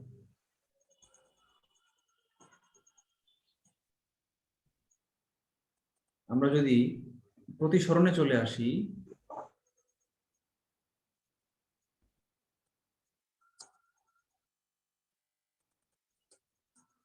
এটার নাম কি হবে? প্রতিসরণ, প্রতিসরিত। আচ্ছা, মোটা করা থেকে দেখতে ভালো লাগছে জি না? স্যার। জি স্যার। আচ্ছা, এটা হচ্ছে প্রতিসরিত রশ্মি, ঠিক আছে? এখন প্রতিফলিত রশ্মি আর প্রতিসরিত রশ্মি, আগের বার ছিল কি? আই সমান সমান আর প্রতিফলনের ক্ষেত্রে। এখন যে প্রতিসরণে আছি আমরা, বলেন তো এখানে এই আই এবং আর দুইটা কি দেখে সমান মনে হচ্ছে না আলাদা মনে হচ্ছে? I is greater than R. Right, এখানে আইটা বড় মনে হচ্ছে। তার মানে কি? যখন আলো হালকা মাধ্যম থেকে যখন ঘন মাধ্যমের দিকে ঢুকবে, তখন কি হবে? আরটা ছোট হয়ে যাবে। আরটা ছোট হয়ে যাবে মানে কি? আলোটা দিক চেঞ্জ করে, কি করবে? আলোটা যাওয়ার কথা ছিল এইদিকে, গেল না, গেছে কোন দিকে? এই দিক দিয়ে, এদিক অবিলম্বের দিয়ে। তার মানে কি? অবিলম্বের কাছে চলে আসছে। এটাই হচ্ছে প্রতিসরণের সূত্র কি? যে আলো যখন হালকা মাধ্যম থেকে ঘন মাধ্যমে যাবে, তখন সে দিক চেঞ্জ করে অবিলম্বের কাছে চলে আসবে। আর এই কথার উল্টাটা ভাবে কি বলা যায়? যদি আলোটা এদিক দিকে না আসে, উল্টা দিক দিয়ে যাইতো, যদি এদিক থেকে আসতো তাহলে কি হতো? প্রতিফলন। না, প্রতিসরণই। আমরা প্রতিসরণই প্রতিসরণ আছি। হচ্ছে এদিকে অবিলম্ব। আসলে- মাধ্যম থেকে যখন হালকা মাধ্যমে যাবে তখন অবিলম্ব থেকে দূরে সরে যাবে। রাইট, যাওয়ার কথা ছিল এদিকে। প্রতিসরণ কোণের মান তখন বড় হবে। রাইট, তার যাওয়ার কথা ছিল কোন দিকে? সোজা। সোজা চলে যাওয়ার কথা ছিল, কিন্তু যখনই সে এই পানি থেকে বায়ুর দিকে ঢুকবে তখন কি করবে? অভিলম্ব থেকে দূরে সরে এইদিকে চলে যাবে। কথাটা কি বুঝতে পারছেন? জি স্যার। অর্থাৎ যে পথে আসবে সে পথেই ফেরত যাবে। ক্লিয়ার? তখন আপতন কোণের মানটা স্যার ছোট হবে, তাই না? তখন আপতন কোণের মান ছোট হবে, তখন আই ছোট হয়ে যাবে আর এটা তখন আর বড় হয়ে যাবে। বুঝতে পেরেছি সবাই? মানে আলো যখন হালকা মাধ্যম পেজ থেকে পেজে দেখান স্যার। ঘন মাধ্যমে যাবে তখন সে অবিলম্বের কাছে চলে আসবে, আবার আলো যখন ঘন মাধ্যম থেকে হালকা মাধ্যমে চলে যাবে তখন সে অবিলম্ব থেকে দূরে সরে যাবে। এই জিনিসটাকে ত্রিকোণমিতি যারা করেছেন তারা বুঝবেন। এটাকে এই এই সূত্রটা, এই জন্য প্রতিসরণের সূত্রটা কিভাবে দেখা যায়? প্রতিফলনের সূত্র কি? আগের সূত্র যেটা প্রতিফলন, প্রতিফলনের সূত্র আপতন কোণ আর আপতন প্রতিফলন কোণ কোণ সমান, আই সমান সমান আর, এটা ছিল প্রতিফলনের সূত্র। আর Yes, sir. প্রতিসরণের সূত্র কি? I is greater than না, না, এটা একবার গ্রেটার দেন আর একবার লেস দেন, কখন গ্রেটার দেন কখন লেস দেন হবে এটা তো আমরা বলতে পারবো না। এটাকে কি করা যায়? এটাকে সাইন দিয়ে প্রকাশ করা যায়। Sine cos tan cot, sine I সমান সমান সাইন আর, এটা হচ্ছে আলোর প্রতিসরণের সূত্র। এখন যদি এটাকে নিচে নিয়ে আসি, উভয় পক্ষকে সাইন আর দ্বারা ভাগ করি, তাহলে কি পরের লাইনে কি পাই? Sine i divided by sine r সমান সমান কি? একটা ধ্রুবক One. সংখ্যা না? না, এখানে 1, কিন্তু সবসময় তো 1 হবে না, কখনো কখনো 1 এর চেয়ে বড় হবে, কখনো 1 এর চেয়ে ছোট হবে। তো এই সংখ্যাটাকে বলা হয় কি? মিউ। উচ্চারণ কি? মিউ। মিউ। মিউ মানে বিড়ালের ডাক, মিউ। এই মিউকে কি বলা হয়? প্রতিসরণাঙ্ক। প্রতিসরণাঙ্ক, ঠিক আছে? আচ্ছা, এখন লেখেন মিউ, উপর দিকে তীর চিহ্ন দেন, মিউ গ্রেটার দেন কি হবে বলেন তো? নিচে নিচে লেখেন, আমার জায়গা নাই বলে আমি নিচে লিখতেছি। মিউ যদি উপরের দিকে তীর চিহ্ন হয় তাহলে কি হবে বলেন তো? প্রতিসরণাঙ্ক বেশি। I greater than. না, মিউ 1 এর চেয়ে বড় হলেই প্রতিসরণ আই বড় হবে। মিউ যদি 1 এর চেয়ে, পরের লাইনে আসছে দাঁড়ান। পৃথিবীর সবকিছুর মিউই কি 1 এর চেয়ে বড়, কারণ কি? শূন্য মাধ্যমকে মিউ 1 ধরা হয়েছে, শূন্য মাধ্যমে প্রতিসরণ হয় না, আই এবং আর সমান ধরা হয়েছে। কিন্তু যখনই অন্য মাধ্যমে যাব, শূন্য থেকে ঘন মাধ্যমে ঢুকবো, তখনই কি প্রতিসরণ আয়ের চেয়ে আর এর মানটা, আর এর চেয়ে আয়ের মানটা বড় হয়ে যাবে, তখন সাইন আয়ের মানটা বড় হবে, যখন যার ফলে অনুপাতের মানটা 1 এর চেয়ে বড় হয়ে যাবে। এই জন্য পৃথিবীর সবকিছুরই মিউ এর মান কি 1 এর চেয়ে বড়। কিন্তু আমি এটা বলছি, দুইটা পদার্থ নিয়ে চিন্তা করি, ধরেন পানি এবং কাঁচ নিয়ে চিন্তা করি। পানির প্রতিসরণাঙ্ক ধরেন 1.2, কাঁচের প্রতিসরণাঙ্ক মনে করেন 1.3, তাহলে পানির চেয়ে কাঁচের প্রতিসরণাঙ্ক বেশি, এটা বোঝাচ্ছি। পানি এবং কাঁচ এই দুইটা নিয়ে তুলনা করছি, যার প্রতিসরণাঙ্ক বেশি, এই মিউ বেশি মানে কি লিখি আমি? মিউ প্রতিসরণাঙ্ক বেশি মানে কি? প্রতিসরণ বেশি, প্রতিসরণ বেশি, ঠিক আছে? মিউ বেশি মানে কি? প্রতিসরণ বেশি, বেশি সরবে, ঠিক আছে? বলেন, কারো কোনো প্রশ্ন আছে? আচ্ছা, একটু আগে আমরা লিখছিলাম না যে sine i, i by sine r সমান সমান মিউ। এটাকে ব্র্যাকেটে লিখে রাখেন, স্নেল, বিজ্ঞানী স্নেলের সূত্র। স্নেল অর্থ কি? শামুক, বিজ্ঞানী শামুকের সূত্র। সে বলেছে যে কোন পদার্থের মধ্যে কি পরিমাণ আলো বেঁকে যাবে সেটা এই মিউ দিয়ে প্রকাশ করা যাবে, সাইন আই এবং সাইন আর অনুপাত দিয়ে প্রকাশ করা যাবে। এটাকে বলা হয় স্নেলের সূত্র, ঠিক আছে? আমার লেখা এমনিতেই খারাপ, আমি কম্পিউটারে লেখার কারণে, বোর্ডে লেখার কারণে আরো বেশি খারাপ হয়ে যাচ্ছে। আচ্ছা, আমরা এবার একটু শিখি। এবার আমরা শিখব সংকট কোণ, সংকট বা ক্রান্তি কোণ, ঠিক আছে? ধরেন সংকট কোণটা অধিকাংশ সময় ঘন মাধ্যম থেকে হালকা মাধ্যমে যাওয়ার ক্ষেত্রে প্রযোজ্য হয়। ধরেন এখানে হচ্ছে পানি, এখানে আছে কি বায়ু, হালকা মাধ্যম, এটা একটা বিভেদ তল, একটা বিন্দু। এখানে আলোটা যখন এরকম ভাবে যাবে, যাওয়ার কথা ছিল এইদিকে, যাবে কোন দিকে? এইদিকে। যখন অন্য একটা আলো এদিক দিয়ে যাবে, যাওয়ার কথা ছিল এদিকে, যাবে কোন দিকে? এইদিকে। আরেকটু যদি উপরে তুলি, অন্য একটা কালার নেই, মনে করেন এই এটা দিলাম, পার্পেলটা দিলাম, এই যখন এই বরাবর যাবে তখন কি হবে? সে চলে যাবে একদম স্ট্রেট বরাবর। তাহলে এই যে একটা রশ্মি গেল, এখানে একটা অবিলম্ব আছে না? আমি একটা অবিলম্ব আঁকি, অবিলম্বটা আবার অন্য একটা কালার দিই, হলুদ কালার দিই, হচ্ছে অবিলম্ব হলুদ কালারের, ঠিক আছে? তাহলে এই যে আমার এই কালারের একটা আলোক রশ্মি এই দিক দিয়ে সেই দিক দিয়ে চলে গেল, এখন কি ঘটনা ঘটছে বলেন তো? যে আলোটা প্রতিসরিত হয়ে গেল, সে কোন দিক দিয়ে গেছে? 90 ডিগ্রি অ্যাঙ্গেল হয়ে গেছে। রাইট। এখানে হলুদ রং দিয়ে আমি আঁকি, এটার ক্ষেত্রে 90 ডিগ্রি, এটা 90 ডিগ্রি, 90 ডিগ্রিতে গেছে। আর এখানে কোন কোনটা আপতন, কোন কোনটা আই, ধরলাম 60 ডিগ্রি, আর এখানে এই 90 ডিগ্রি হচ্ছে কি আর। আপতন কোণের যেই মানের জন্য আর এর মান 90 হবে, মানে আলোটা একদম স্ট্রেট বরাবর চলে যাবে। এটার নাম কি? বিভেদ তল না? একটাকে বলছিলাম ইন্টারফেস, বিভেদ তল। মানে আপতন কোণের যে মানের জন্য প্রতিসরিত রশ্মিটা একদম বিভেদ তল ঘেঁষে চলে যাবে, মানে 90 ডিগ্রি কোণে চলে যাবে, সেই আপতন কোণের সেই মানটাকেই বলা হবে কি? ক্রান্তি কোণ। এইটা হচ্ছে কি, 60 ডিগ্রিটা কি? ক্রান্তি কোণ বা সংকট কোণ। আপনারা কি বুঝতে পেরেছেন ক্রান্তি কোণটা কি? জি স্যার। কারো কোনো প্রশ্ন আছে?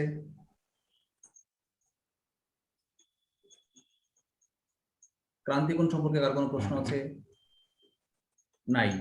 আমরা এবার শিখবো পূর্ণ অভ্যন্তরীণ প্রতিফলন।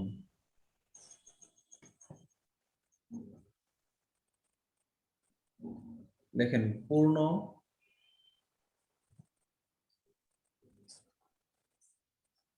আভ্যন্তরীণ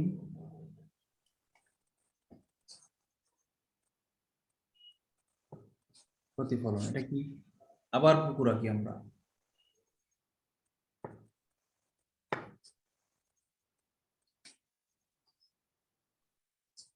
আঁকলাম ইন্টারফেস, আঁকলাম ইন্টারফেস, একটা পয়েন্ট নিলাম, আঁকলাম এখানে আমি অবিলম্ব, ঠিক আছে? আচ্ছা, এখন একটা আলোক রশ্মি কি করছিল? ক্রান্তি কোণে আসছিল, এসে এই বরাবর চলে গেছিল। তাহলে এটা কি?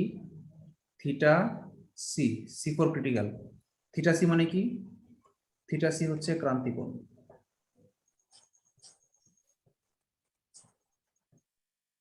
একজনের একটু নয়েজ হচ্ছে, একটু মিউট করে ফেলেন। আচ্ছা, এখন থিটার সি এর চেয়ে ছোট যদি হইতো তাহলে কি হইতো? যদি এদিক দিয়ে আসতো তাহলে এদিক দিয়ে চলে যেত, যদি এদিক দিয়ে আসতো এদিক দিয়ে চলে যেত। তাহলে থিটার সি এর চেয়ে বড় কোণে যদি আসে তাহলে কি হবে? কেউ একজন বলতে পারেন? পূর্ণ অভ্যন্তরীণ প্রতিফলন হবে। এদিক দিয়ে যদি আসে তাহলে কি হবে? ভাই আবার ওই একই মাধ্যমে প্রতিফলিত হবে। রাইট, ভিতরে চলে আসবে। কথাটা কি বুঝতে পারছেন? আপনারা কল্পনা করতে পারছেন?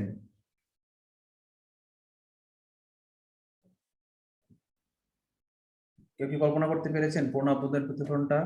এই থিটা সি এর চেয়ে বড় কোণে যদি আসে, এদিক দিয়ে যদি আসে একটা আলো, তাহলে কি হবে? এইখানে আবার ব্যাক করবে।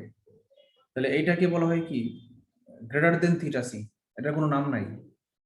এই ঘটনাটাকে বলা হচ্ছে পূর্ণ অভ্যন্তরীণ প্রতিফলন। এই যে নীল প্রতিফলন, এর প্রতিফলিত হয়েছে কি? এটা কিন্তু এখন কিন্তু আর প্রতিসরণ নাই, এখন কিন্তু প্রতিফলন হয়েছে। খেয়াল করছেন? এই যে বায়ু মাধ্যম, বায়ুটা এখন কি করছে? বায়ুটা এখন ওই যে সিলভার ক্লোরাইডের মতো, সিলভারের মতো পারা হিসেবে কাজ করছে, মানে একটা আয়না হয়ে গেছে। এটা কি? একটা আয়না হয়ে গেছে। এদিক দিয়ে আলোটা এসে আয়নাকার থাকার কারণে নিজের ভিতরে ব্যাক করেছে, এটা প্রতিফলন হয়ে গেছে। এই জন্য এটাকে বলা হচ্ছে পূর্ণ আভ্যন্তরীণ প্রতিফলন। তাহলে সংজ্ঞাটা কি? কখন ঘটে পূর্ণ আভ্যন্তরীণ প্রতিফলন? এটা এমসিকিউ আকারে, সংজ্ঞা তো আসবে না, আসতে পারে রিটেন। আপনাদের কিন্তু বিসিএস প্রিলি এবং রিটেন দুইটা প্রিপারেশন হয়ে যাচ্ছে আমার আলোচনাটা শুনে, হ্যাঁ? প্রিলিতে আসতে পারে, সংজ্ঞা আসবে না। প্রিলিতে কিভাবে আসবে? নিচের কোন ক্ষেত্রে পূর্ণ অভ্যন্তরীণ প্রতিফলন হয়? আপনি লিখবেন যখন আলো সংকট কোণের চেয়ে বড় মানের কোণে আপতিত হয়। আপতিত হয়। রাইট, যখন আপতন কোণের মান আই গ্রেটার দেন কি থিটা সি, যখন আপতন কোণের মান থিটা সি এর চেয়ে বড় হবে তখন পূর্ণ অভ্যন্তরীণ প্রতিফলন হবে। কারো কি কোনো প্রশ্ন আছে? না স্যার। থিটা সি এর চেয়ে যদি আয়ের মানটা বড় হয় তাহলে সে আর প্রতিফলিত হবে না, দ্বিতীয় মাধ্যমে চলে যাবে না। কি করবে? আগের মাধ্যমে সে ব্যাক করবে, প্রতিফলিত হবে, কারণ আগের মাধ্যমটা তখন আয়না হয়ে যাবে, আয়না হিসেবে কাজ করবে। আমার হৃদয় একটা আয়না, সেই আয়নায় তোমার মুখটি ছাড়া কিছুই দেখা যায় না। বাংলা সিনেমার গান গেলাম, কেমন লাগলো? খুব সুন্দর স্যার। আমি জানতাম কোন একজন আপুই বলবে খুব সুন্দর, কারণ আপুরাই বাংলা সিনেমার গান। ভালো হয়েছে ভাই, গানটা কিন্তু সুন্দর হয়েছে। আপনি আপনি তো আছেন? গান কবিতা সবই ভালো বলেন ভাই।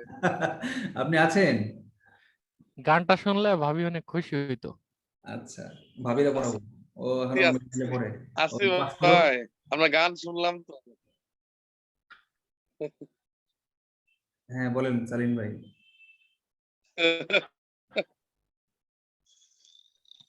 আপনাদের না ভাবি না, আপনার ওই কবিতা শুনছিলাম মাঝখানে একদিন, গানও 2 দিন শুনলাম। গানের গলা বেশ ভালো ভাই, মানে চর্চা করতে পারেন ইচ্ছা করলে গানের চর্চা। আমি তো ম্যাথ ক্লাসে প্রচুর গান গাই, প্রতিদিন একটা দুইটা করে গান গাই, 1-2 লাইন করে আর কি, 10 সেকেন্ড সময় নেই, বেশি সময় ওয়েস্ট করা যাবে না। কিন্তু এই ফুল কোর্সে গান খুব একটা গাই না, কারণ ফুল কোর্সের ছাত্রদের সাথে এখন এতটা হ্যাবিচুয়েটেড হইতে পারি নাই, কারণ এই পর্যন্ত ক্লাস পাইছি মাত্র 3-4টা, আর ম্যাথ কোর্সে তো 3-4 মাস ধরে পড়াচ্ছে, ওদের সাথে খুব ইন্টিমেট হয়ে গেছে আর কি। দেখা যায় ছাত্ররাও গান শোনায়, গতকালকে সুদীপ্ত দাস গান শোনাইছে, গতকালকে লাইভটা দেখেন, কথা সুদীপ্ত দাস গান শোনাইছে। প্রায় একজন একদিন গান শোনে, আমাদের সেমন্তী আপু কিন্তু গান গাইতে পারে, উনি একদিন গান শোনাইছে এবং খুব ভালো গান শোনাইছে, উনি রবীন্দ্রসঙ্গীত শোনাইছে। আপনারা শুনেন, আপনাদেরকে বলে দিই, সেমন্তী আপু সম্ভবত আজকে নাই। যেদিন সেমন্তী আপু ইংলিশ ক্লাস নিবে, লিটারেচার, সেদিন আপনারা ধরবেন, ম্যাডাম আপনি নাকি গান গাইতে পারেন, আমাদের গান শোনান, ঠিক আছে? হ্যালো, জি স্যার। ওকে, আমরা এবার পড়ায় ফিরে আসি। আমরা সংকট কোণ শিখলাম, পূর্ণ আভ্যন্তরীণ প্রতিফলন শিখলাম। এখন আমরা শিখবো কি? মরীচিকা। এই তিনটা একসঙ্গে পড়াচ্ছি কেন বলেন তো? কারণ এই তিনটা একটা আরেকটার সঙ্গে রিলেটেড। লেখেন নতুন টপিক, মরীচিকা। মরীচিকা ইংরেজি কি? মিরাজ। কি মিরাজ। ইংলিশ ওয়ার্ড নাকি? MIRAGE। Mirage, Mirage, MIRAG, Mirage. আরেকটা ইংলিশ ওয়ার্ড আছে, আমি তো মনে করতে পারছি না, কি যেন? Illusion, illusion, illusion. দৃষ্টিভ্রম, বিভ্রান্তি না? ইলিউশন, বিভ্রান্তি। বিভ্রান্তি বা বিভ্রম, দৃষ্টিভ্রম। বিভ্রম। মরীচিকা বা দৃষ্টিভ্রম।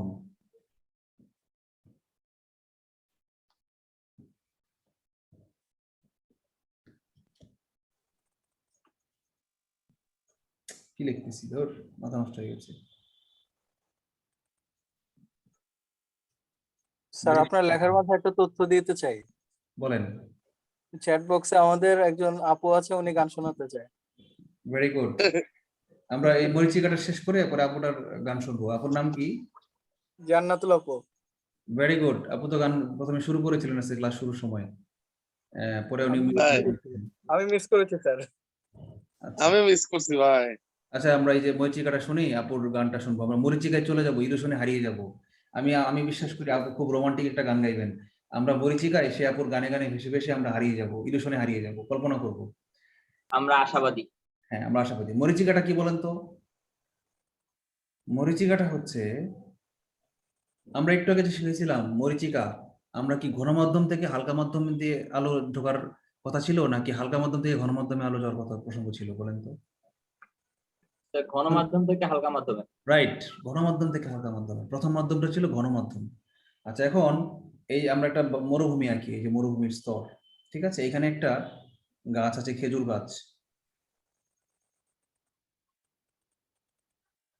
মরুভূমিতে একটা খেজুর গাছ আছে, এখানে একজন মানুষ আছে। মানুষটা খুব সুন্দর হয়েছে, তাই না? আচ্ছা, এখন একটু মানুষটা একটু বড় করে আঁকি।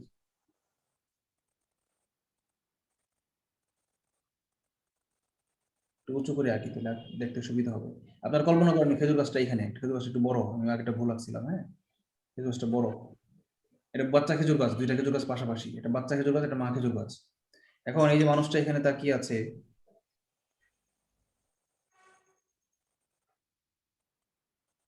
সরি এদিকে তাকাইছে কেন, সে এদিকে তাকাবে। দাঁড়ান। আর কাকতাড়ুয়া হয়ে গেছে। কাকতাড়ুয়া হয়ে গেছে। এদিকে তাকাই, এদিকে তাকাই। এখন হচ্ছে মাশাআল্লাহ। এদিকে তাকানো, জি স্যার। এবং ভ্রুটা কুঁচকে গেছে, মানে অবাক হয়ে গেছে সে, জি স্যার। অবাক হয়ে তাকিয়ে আছে এদিকে। ঘটনাটা কি করছে বলেন তো? এই এই পানি, আমরা বায়ুটাকে দুইটা লেয়ারে ভাগ করে ফেলি, হ্যাঁ, বাতাসটাকে দুইটা লেয়ারে ভাগ করে ফেলি। এখানে একটা লেয়ার, এখানে আরেকটা বাতাসের লেয়ার, এখানে আরেকটা বাতাসের লেয়ার। আসলে লেয়ার কিন্তু কোটি কোটি লেয়ার, ক্ষুদ্র ক্ষুদ্র অনেকগুলো লেয়ার, বুঝছেন? লেয়ার লেয়ার লেয়ার লেয়ার, বাতাসের অনেকগুলো লেয়ার আমরা কল্পনা করি, হ্যাঁ। উপরের দিকের লেয়ার গুলা কি, বায়ুগুলা কি? ঘন ঘন ঘন। আর নিচের দিকের বায়ুগুলা কি? হালকা। হালকা। নর্মালি বায়ুমণ্ডলে নিচের দিকের বায়ুগুলা ঘন থাকে, উপরের দিকের বায়ুগুলো হালকা থাকে। কেন? কারণ যতই হালকা হালকা জিনিস কি থাকে বলেন, হালকা জিনিসের ঘনত্ব কম, এরা কি হয় উপরে উঠে যায়। পানিতে ভাসে কোন জিনিসগুলা বলেন তো? হালকা জিনিসগুলা। আর পানির যে ভারী জিনিসগুলা নিচে ডুবে যায়, তাই না? এখন এইখানে একটু ব্যতিক্রম, কেন বলেন তো? ব্যতিক্রম কারণ হচ্ছে এখানে এই উত্তপ্ত বালু, এখানে উত্তপ্ত বালু, উত্তপ্ত বালির মধ্যে কি হয় বলেন তো? উত্তপ্ত বালির সংস্পর্শে যখন হালকা বায়ুগুলা থাকে, ওরা সংস্পর্শে থাকা মাত্রই বায়ুগুলা কি হয় উপরে উঠে যেতে থাকে। কিন্তু উপরে ওঠার তো সময় দরকার। একদম তলানির সংস্পর্শে যে বায়ুগুলো থাকে এরা কিন্তু কি অনেক হালকা, পরে না আস্তে আস্তে উঠবে, ওঠার জন্য একটা সময় দরকার। কিন্তু যেই মুহূর্তে বায়ুটা এই বালুকণার সংস্পর্শে লেগে হালকা হয়ে গেছে, সেই ঠিক, এটা তো কারেন্টের মতো সেকেন্ডের মধ্যে মাথার উপর উঠে গেছে না। বায়ুটা আস্তে আস্তে, বায়ুকণাগুলো আসতেছে, এসে এসে কি হচ্ছে বালুকণার সঙ্গে লেগে প্রসারিত হয়ে যাচ্ছে, হালকা হয়ে যাচ্ছে। কিন্তু উপরে ওঠার জন্য তার যে সময় দরকার সেই সময় তো সে পাচ্ছে না। ধরেন 10 সেকেন্ড সময় লাগবে উপরে উঠতে, কিন্তু ওই ফ্র্যাকশন অফ সেকেন্ডের জন্য তো সে হালকা বায়ুটা বায়ুকণার সঙ্গে লেগেছিল। আপনারা কি বুঝতে পেরেছেন কেন নিচের বায়ু হালকা বললাম আমি? কনফিউজিং একটা ওয়ার্ড কিন্তু। না স্যার, আরো বলেন। আবার বলছি, মানে হালকা জিনিস আমরা জানি কি, হালকা বায়ু বা হালকা পানি কি হয় উপরের দিকে উঠতে থাকে। আমরা পাতিলে যখন জাল দেই তখন নিচ থেকে হালকা জিনিস উপর, এই 10টা বাজে নাকি? তাহলে আলোক বিজ্ঞান আজকে শেষ করা যাবে না। আমরা আলোক বিজ্ঞান এই মরীচিকা পর্যন্ত পড়ে আলোক বিজ্ঞান শেষ করে দিব, আরেক ক্লাসে আমরা আলোক বিজ্ঞান পড়বো প্রয়োজন। আলোক বিজ্ঞান একটা হিউজ হিউজ টপিক। এখন মনে করেন পাতিলে যখন আমরা জাল দিই নিচ দিয়ে, তখন কি হয় গরম পানিগুলো আস্তে আস্তে উপরে ওঠে আর সাইড দিয়ে ঠান্ডা পানিগুলো নিচে এসে নামে। এখন আমি যে বলছি যে গরম জিনিস উপরে উঠে যায়, কিন্তু আমি আবার এখানে উল্টা কথা বললাম যে নিচে থাকে হালকা বায়ু বালুকণার সংস্পর্শে। এটা কারণটা কি? কারণ বালুকণার সংস্পর্শে বায়ুটা লেগে হালকা হয়েছে ঠিকই, হালকা হইলেই তো তার আগে তো হালকা হবে, তারপরে না সে উপরে যাবে। কথাটা কি বুঝতে পেরেছেন? বায়ুকণাগুলা আগে বালুর সংস্পর্শে আসে, লেগে গরম হয়ে যাবে, গরম হয়ে কি প্রসারিত হবে, প্রসারিত হলেই ঘনত্ব কমে যাবে, মানে হালকা হয়ে যাবে। হালকা হওয়ার পরে 10 সেকেন্ড পরে সে উপরে উঠবে, কিন্তু 10 সেকেন্ডের জন্য তো সে মাটির সংস্পর্শে ছিল, মানে গরম হয়েছিল, মানে হালকা হয়েছিল। কিন্তু আমি যে চোখে দেখছি, আমার চোখের তো 10 সেকেন্ড লাগে না, আমার চোখে দেখতে কতক্ষণ লাগে? 10 সেকেন্ডের 1 ভাগ লাগে। তাহলে 1 সেকেন্ডের 1 সেকেন্ডের 10 ভাগের 1 ভাগ লাগে আমার দেখতে। তার মানে আমরা যে মুহূর্তে তাকিয়েছি সেই মুহূর্তে মাটির সংস্পর্শে যে বায়ুগুলা ছিল, সেই বায়ুগুলা কি হালকা, মানে ঘন মাধ্যম থেকে হালকা মাধ্যমের দিকে আমরা তাকাচ্ছি। আচ্ছা, প্রতিটা লেয়ারে লেয়ারে কি হচ্ছে বলেন তো? আমরা ঘন মাধ্যম থেকে হালকা মাধ্যমে যাচ্ছি, যার পরে নাকি সে দিক চেঞ্জ করছে, প্রতিসরণের ঘটনা ঘটতেছে। রাইট, এরকম হয়ে যাচ্ছে, এরকম। কথা কি বুঝতে পারছি? আবার আঁকি, দাঁড়ান, এবার এই লাইনটা আবার আঁকি। প্রতি মুহূর্তে কি হচ্ছে, সে দিক চেঞ্জ করছে। এদিকে যখন সে তাকাবে,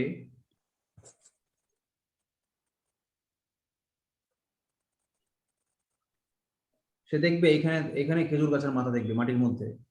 যখন সে এইদিকে তাকাবে, সে এখানে খেজুর গাছের পেট দেখবে, মানে এখানে দেখবে খেজুর গাছের পেট, এই যে এখানে দেখবে খেজুর গাছের পেট, এখানে খেজুর গাছের মাথা, এখানে খেজুর গাছের পেট। যখন এই বরাবর সে তাকাবে, তখন সে খেজুর গাছের গুড়ি দেখবে, মানে এখানে দেখবে সে খেজুর গাছের গুড়ি। তার মানে দেখবে খেজুর গাছটাকে সে এখানে দেখবে উল্টা হয়ে আছে। এখানে আছে খেজুর গাছের মাথা নিচে, আর এদিকে আছে কি খেজুর গাছের গুড়ি। কথাটা কি বুঝতে পারছেন নাকি পারেন নাই? হ্যাঁ স্যার বুঝতে পারছি। মানে সে দেখবে কি খেজুর গাছটা উল্টা হয়ে আছে।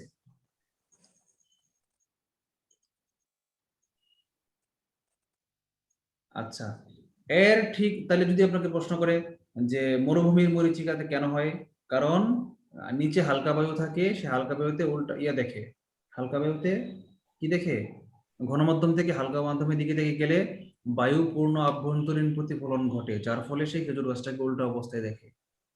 আচ্ছা, মরীচিকার সেকেন্ড উদাহরণ দিই, আরেকটা লাইন লিখি। জাহাজ উল্টা দেখা যায়।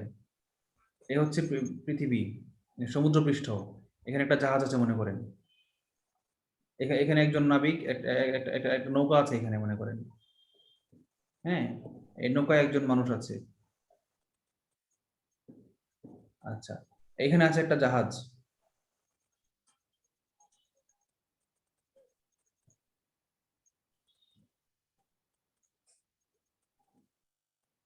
একটা জাহাজ, ঠিক আছে। এখন এখানে কি করবে জানেন, এটা উল্টা ঘটনা ঘটবে। এখানে হচ্ছে উপরের দিকের বায়ু হচ্ছে কি হালকা, অনেক হালকা বায়ু, আর এইদিকে কি ঘন। যখন সে ঘন মাধ্যম থেকে হালকা মাধ্যমে যেতে চাইবে, তখন কি হবে বলেন তো, যখন উপরের দিকে যখন তাকাবে, সেই দিকে তাকাবে না, এদিকে যখন সে তাকাবে তখন সে নিচে তার আলো দৃষ্টিটা নিচে চলে যাবে, সেই দিকে পানি দেখবে। সে বরাবর তাকালে পানি দেখবে। উপরের দিকে যখন তাকাবে তখন কি দেখবে বলেন তো, তার দৃষ্টি এদিকে প্রতি লেয়ারে লেয়ারে চেঞ্জ হয়ে এদিকে চলে আসবে। বুঝছেন কথাটা কি বুঝাইতে পারছি?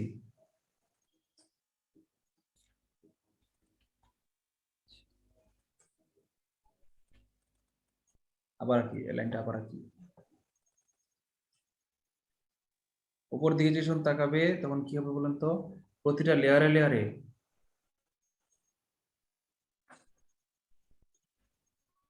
তার দৃষ্টি চেঞ্জ হয়ে যাবে। এদিকে যখন সে তাকাবে তখন তার লেয়ারের দৃষ্টি ভ্রম কম হবে, যখন এদিকে তাকাবে তখন তার দৃষ্টি ভ্রম কম হবে। মানে এই বরাবর সে দেখবে হচ্ছে কি জাহাজের মাথা, আর এই বরাবর তাকালে দেখবে কি জাহাজের তলদেশ, মানে জাহাজটাকে সে এরকম উল্টা ভাবে দেখবে। মানে সে দেখবে কি একজন মরুভূমি মরীচিকার উল্টাটাই হচ্ছে কি সমুদ্রের মরীচিকা। সমুদ্রে কি দেখবে বলেন তো, সে দেখবে ওপর দিকে তাকালে দেখবে কি একটা জাহাজ উল্টে আছে। আসলে সেই জাহাজটা এখানে নাই, আসলে জাহাজটা কোথায় আছে বলেন তো, আসলে জাহাজটা আছে তার দৃষ্টিসীমার বাইরে। কেমন তার দৃষ্টিসীমার বাইরে, আমি আরেকটা ছবি দিয়ে আঁকি। এই যে হচ্ছে পৃথিবী, গোল পৃথিবী, তাই না, পৃথিবী তো গোল। এইখানে এইখানে যে মানুষটা আছে ঠিক এই বরাবর দিশে তাকায়, এটা হচ্ছে 12 কিলোমিটার, আনুমানিক 12 কিলোমিটার পর্যন্ত মানুষ দেখতে পারে সমুদ্র পৃষ্ঠে, এরপরে আর দেখা যায় না। এরপরে কি পৃথিবী গোল থাকার কারণে নিচে নেমে যায়। তো এই জায়গায় 24 কিলোমিটার দূরে যে জাহাজটা ছিল এইখানে, এই জাহাজটাকে সে দেখবে কোথায় জানেন, এইখানে, এখানে উল্টা ভাবে সে দেখবে। কিভাবে জানেন, এই যে সে তাকাইছিল ঠিকই ওইদিকে, কিন্তু ওইদিকে তাকানোর ফলে বায়ুর লেয়ারের মাধ্যমে পূর্ণ আভ্যন্তরীণ প্রতিফলনের কারণে তার দৃষ্টি এসে কই করবে, এখানে চলে আসবে দৃষ্টি। কথাটা কি বুঝতে পেরেছেন? জি স্যার। রাইট। অর্থাৎ স্ট্রেট সে তাকালে দেখবে সমুদ্র পৃষ্ঠ বরাবর কোনো জাহাজ নাই, কিন্তু মাথার উপরে তাকালে দেখবে কি একটা জাহাজ। আসলে কোনটা সেটা বলেন তো, আসলে সে এই জাহাজটাকে সে এখানে উল্টা ভাবে দেখবে, কারণ হচ্ছে তার পূর্ণ আভ্যন্তরীণ প্রতিফলনের জন্য। আচ্ছা, একটা লাস্ট উদাহরণ দিই। এটা কি তাহলে স্যার 12 যোগ 12 24 দূরত্ব এমন হতে পারে? আনুমানিক 24 কিলোমিটার দূরত্বে, বা এই যে মাঝখানে হতে পারে, তার 12 কিলোমিটারের বাইরের দূরত্বে গেলেই হয়ে যাবে। কিন্তু 12 কিলোমিটারের ভিতরে হলে সে দেখবে না এটা। 12 কিলোমিটারের ভিতরে যদি এখানে থাকতো, এখানে যদি জাহাজ থাকতো, তাহলে সে সরাসরি দেখতো। জি স্যার। ইভেন এখানেও হইতে পারতো যদি বায়ুর ঘনত্বের রেঞ্জ অনেক বেশি ডিফার করতো। বায়ু যদি পানির মতো ঘন হইতো, বায়ু যদি পানির মতো ঘন হয়ে যেত কোনোদিন, তাহলে সে এখানেও জাহাজ দেখতে পারে। কুয়াশাচ্ছন্ন দিনে এই ঘটনা ঘটতেও পারে, আমি জানি না কোনো ঘটছে কিনা, আমি এর পর্যন্ত শুনি নাই যে একই সঙ্গে সে দুইটা জাহাজ দেখছে, স্ট্রেট বড় বড় জাহাজ দেখতেছে, আবার উপরও দেখতেছে জাহাজটা উল্টে আছে, এরকম ঘটনা ঘটছে কিনা এটা আমি এ পর্যন্ত কোনো বইয়ে পাই নাই। এত ঘনত্ব পানির হয় না কখনো সাধারণত। আপনারা যারা বাইক চালান বা ড্রাইভিং যারা করেন সামনের দিকে, তারা কি দেখেছেন যে রাস্তার মধ্যে কখনো ভিজা ভিজা দেখা যায়? অনেক প্রচন্ড রোদে স্যার। প্রচন্ড রোদ যখন থাকে, অনেক দূরে পিচের কালো রাস্তায় রাস্তা দেখা যায় ভিজা, কাছে গেলে দেখা যায় রাস্তা আস্তে আস্তে শুকিয়ে যাচ্ছে। এটা কি দেখেছেন কখনো কেউ? জি হ্যাঁ, স্যার। জি স্যার। সিরিয়াসলি হাইওয়ে দেখছেন রোদে নাকি? পানি উঠে থাকে। মনে হয় যে পানি ঢেলে আসছে রাস্তার মধ্যে, কিন্তু কাছে গেলে দেখা যায় আর নাই। আপনারা কি সিরিয়াসলি কেউ দেখেছেন নাকি আমার সাথে তাল মিলানোর জন্য বলতে, আমাকে সাপোর্ট আর করার আমি জন্য বলতে? আমি দেখেছি ভাই, হাইওয়ে দেখেছি। এটা অনেকবার হয়েছে, ভ্যানে মানে যে বিশাল অনেক পানি আছে এরকম। রাইট। ভ্যানে পিচ চড়া অবস্থায় যেখানে দেখেছি এটা। পিচটা যেখানে স্যার ভালোভাবে আছে, মসৃণ যেখানে, ঘন যেখানে, ওখানে এটা ভালো দেখা যায়। রাইট। এটা ঘটনাটা কি বলেন তো? এই যে রাস্তা, আপনি এখানে বাইকার, বাইক কিভাবে আঁকে? হেডলাইট। আপনি হচ্ছেন এখানে বাইকার, আপনার গলা এটা, আপনার হ্যান্ডেল এটা, বাইকের হ্যান্ডেল। আপনি বাইক চালাচ্ছেন, এখানে এখানে এখানে পিচের রাস্তা, আপনি এই যে মরুভূমির ঘটনা ঘটবে এখানে, প্রতি লেয়ারে লেয়ারে আপনার পানি এরকম হয়ে যাচ্ছে। মানে এখানে আপনার এই এই লেয়ারে এই দূরত্বে কি হবে জানেন? এখানে মনে হবে আপনার একটা আয়না, আয়না মনে হবে, আয়না বা পানির লেয়ার মনে হবে, মরিচিকা উৎপন্ন হয়েছে, আর কিছুই না। এটা এটা একটা মরিচিকা। যদি এমন হইতো, এই পিচটা যদি অনেক প্রশস্ত রাস্তা হইতো, ধরেন 20 লেনের রাস্তা হইতো বা 40 লেনের রাস্তা হইতো, আপনি কি দেখতেন জানেন? ওই দূরে যে বাস আসতেছে, ওই বাসকে আপনি উল্টা দেখতেন, দেখতেন এই পানির মধ্যে একটা বাস উল্টে আছে, নিচে মাথা, উপরে উপরে উপরে চাকা, এরকম বাস দেখতেন, উল্টা বাস দেখতেন আপনারা এখানে। কথাটা ক্লিয়ার? জি। ওকে, তাহলে আমরা পরিচিকা শিখলাম, পূর্ণাবৃত্তির প্রতিফলন শিখলাম, আমরা আজকে কি কি শিখলাম? আমরা আজকে আইসোটোপ, আইসোটোন, আইসোবার শিখলাম, মরিচিকা শিখলাম,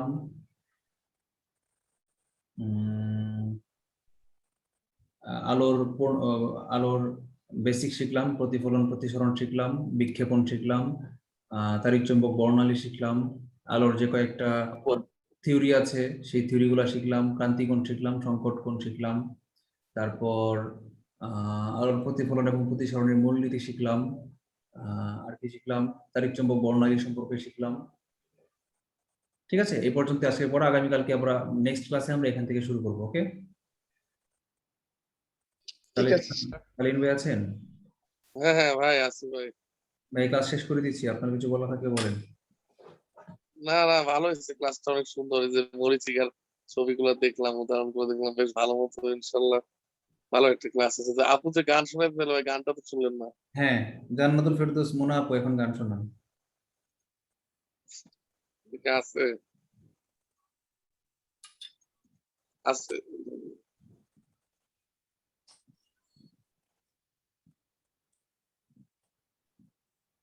আছে উনি। হ্যাঁ। জান্নাতুল ফেরদৌস মোনা আপু জি ভাইয়া। আচ্ছা, গান শোনান, আপনার গান শোনানোর কথা ছিল।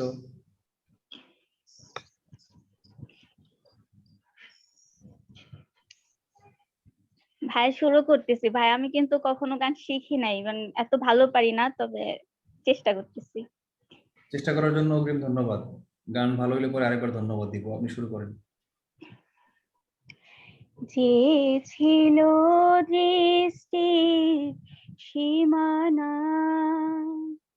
যে ছিল হৃদয়ে রাঙিনা, সে হারালো কোথায় কোন দূর জানা, সেই চেনা মুখ কতদিন দেখিনি, তার চোখে যে স্বপ্ন আঁকিনি, যে ছিল দৃষ্টির সীমানা,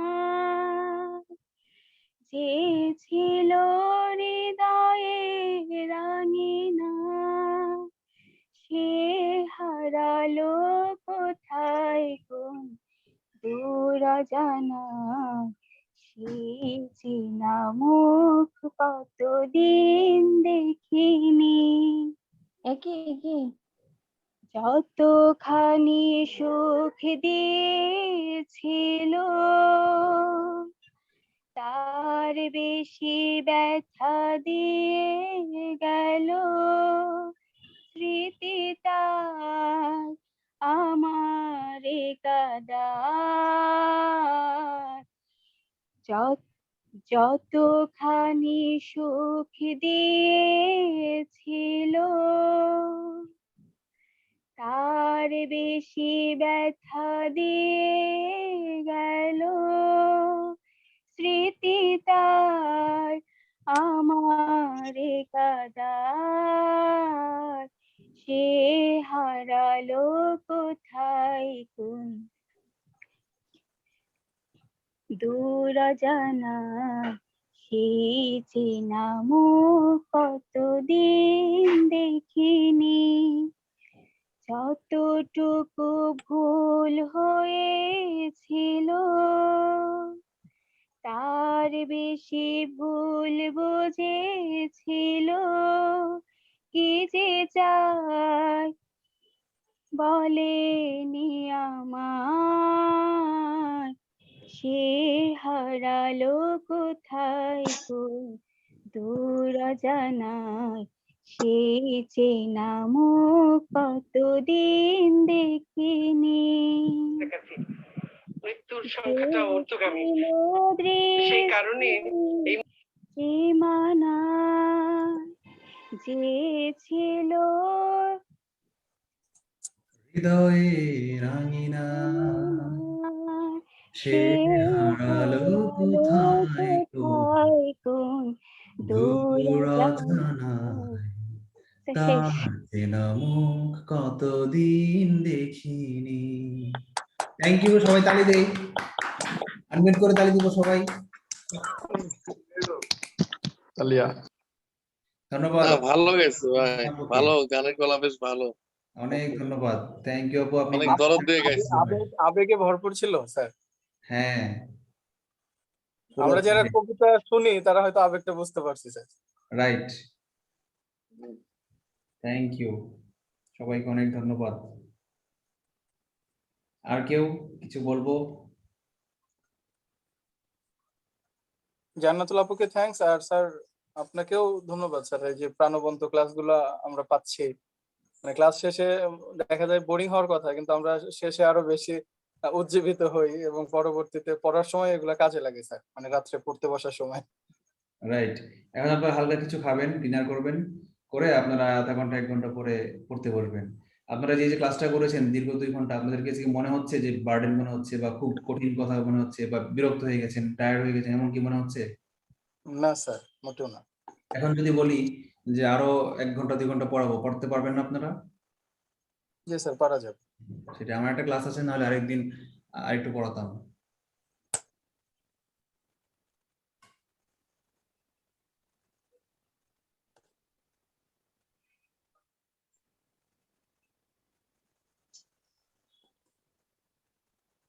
তো শেষ করে দিতে হলে সালাহিন ভাই কিছু বলবেন? জি ভাই, না না ঠিক আছে ভাই, একটু টায়ার্ড আছি আসলে অফিস থেকে, প্রতিদিন অফিস থেকে বেরোতে তার 9টা 10টা বাজতেছে, এর জন্য আমি তো আজকেও অফিসে ঘুমাচ্ছি, মানে আপনি থেকে অফিসে ব্যাপার কি ভাই? জুন ক্লোজিং ভাই, বুঝছেন, 22 তারিখ পর্যন্ত লাস্ট ডেট বিল দাখিলের। 22 তারিখে পরে একটু 22 তারিখে পরে মনে হয় চাপ একটু কমবে। আমরা কিন্তু এই কোর্সটা একটু মানে অগোছালো হয়ে গেছে, আমরা কিন্তু ঠিক মতো রুটিন দিতে পারছি না, এই আমাদের এই হঠাৎ করে এই প্রেশারটা পড়ে যাওয়ায়। মানে এটা আসলে দুর্ভাগ্য যে এমন একটা সময় হঠাৎ করে প্রেশার পড়ে গেছে যেটা কল্পনার বাইরে। আর এই বছর প্রেশার আমার সবচেয়ে বেশি, এত প্রেশার কখনোই থাকে না। প্রতিটা ফ্রাইডে স্যাটারডে আমার দিন রাত ডিউটি করতে হচ্ছে। সপ্তাহে 2 দিন যে একটু সময় নিয়ে বসবো, কোর্স নিয়ে ভাববো, এই সময়ই পাচ্ছি না, বুঝছেন, এই অবস্থা। তোমাদের কাছে আসলে আমরা ক্ষমা চেয়ে নিচ্ছি যে তোমাদেরকে ক্লাস নিচ্ছি ঠিকই, কিন্তু কোর্স প্ল্যান গুলো আসলে আমরা সময় মতো দিতে পারছি না, এই জন্য আমরা দুঃখিত। কিন্তু আমার মনে হয় তোমাদের কোনো ক্ষতি হচ্ছে না, তোমরা সবকিছু কিন্তু পরে দেখবে যে ক্লাসগুলো জাস্ট কন্টিনিউ করো এবং খাতাগুলো লিখে রাখো, দেখবা এক সময় দেখবা কি রে, আমি তো অনেক কিছু শিখে ফেলছি, অনেক কিছু আমার সবই তো পারি এখন, সবই তো হয়ে গেছে আমার। ঠিক আছে, সেটাই ভাই। জি স্যার। ওকে। আমরা দিয়ে দিব ওই 22 তারিখের পর, 22 আমরা তারিখে জুনের লাস্টে, টেস্ট জুনের অফিসে লাস্ট রেখে উইকে, দিয়ে দিব। জুনের লাস্ট উইকে আমরা সবকিছু দিয়ে দিব, রুটিন, তারপর লেকচার রুটিন সবকিছু মানে 120টা ক্লাসের লেকচার প্ল্যান আমরা দিয়ে দিব, যে কোন কোন ক্লাসে কি কি করানো হচ্ছে, ফুল লেকচার প্ল্যান আমরা দিয়ে দিব। ঠিক আছে ভাই, আপনার মানে আরেকটা ক্লাস আছে, তাহলে আজকে বিদায় নিই আমরা। আচ্ছা, বিদায় নিই। থ্যাংক ইউ, আসসালামু আলাইকুম।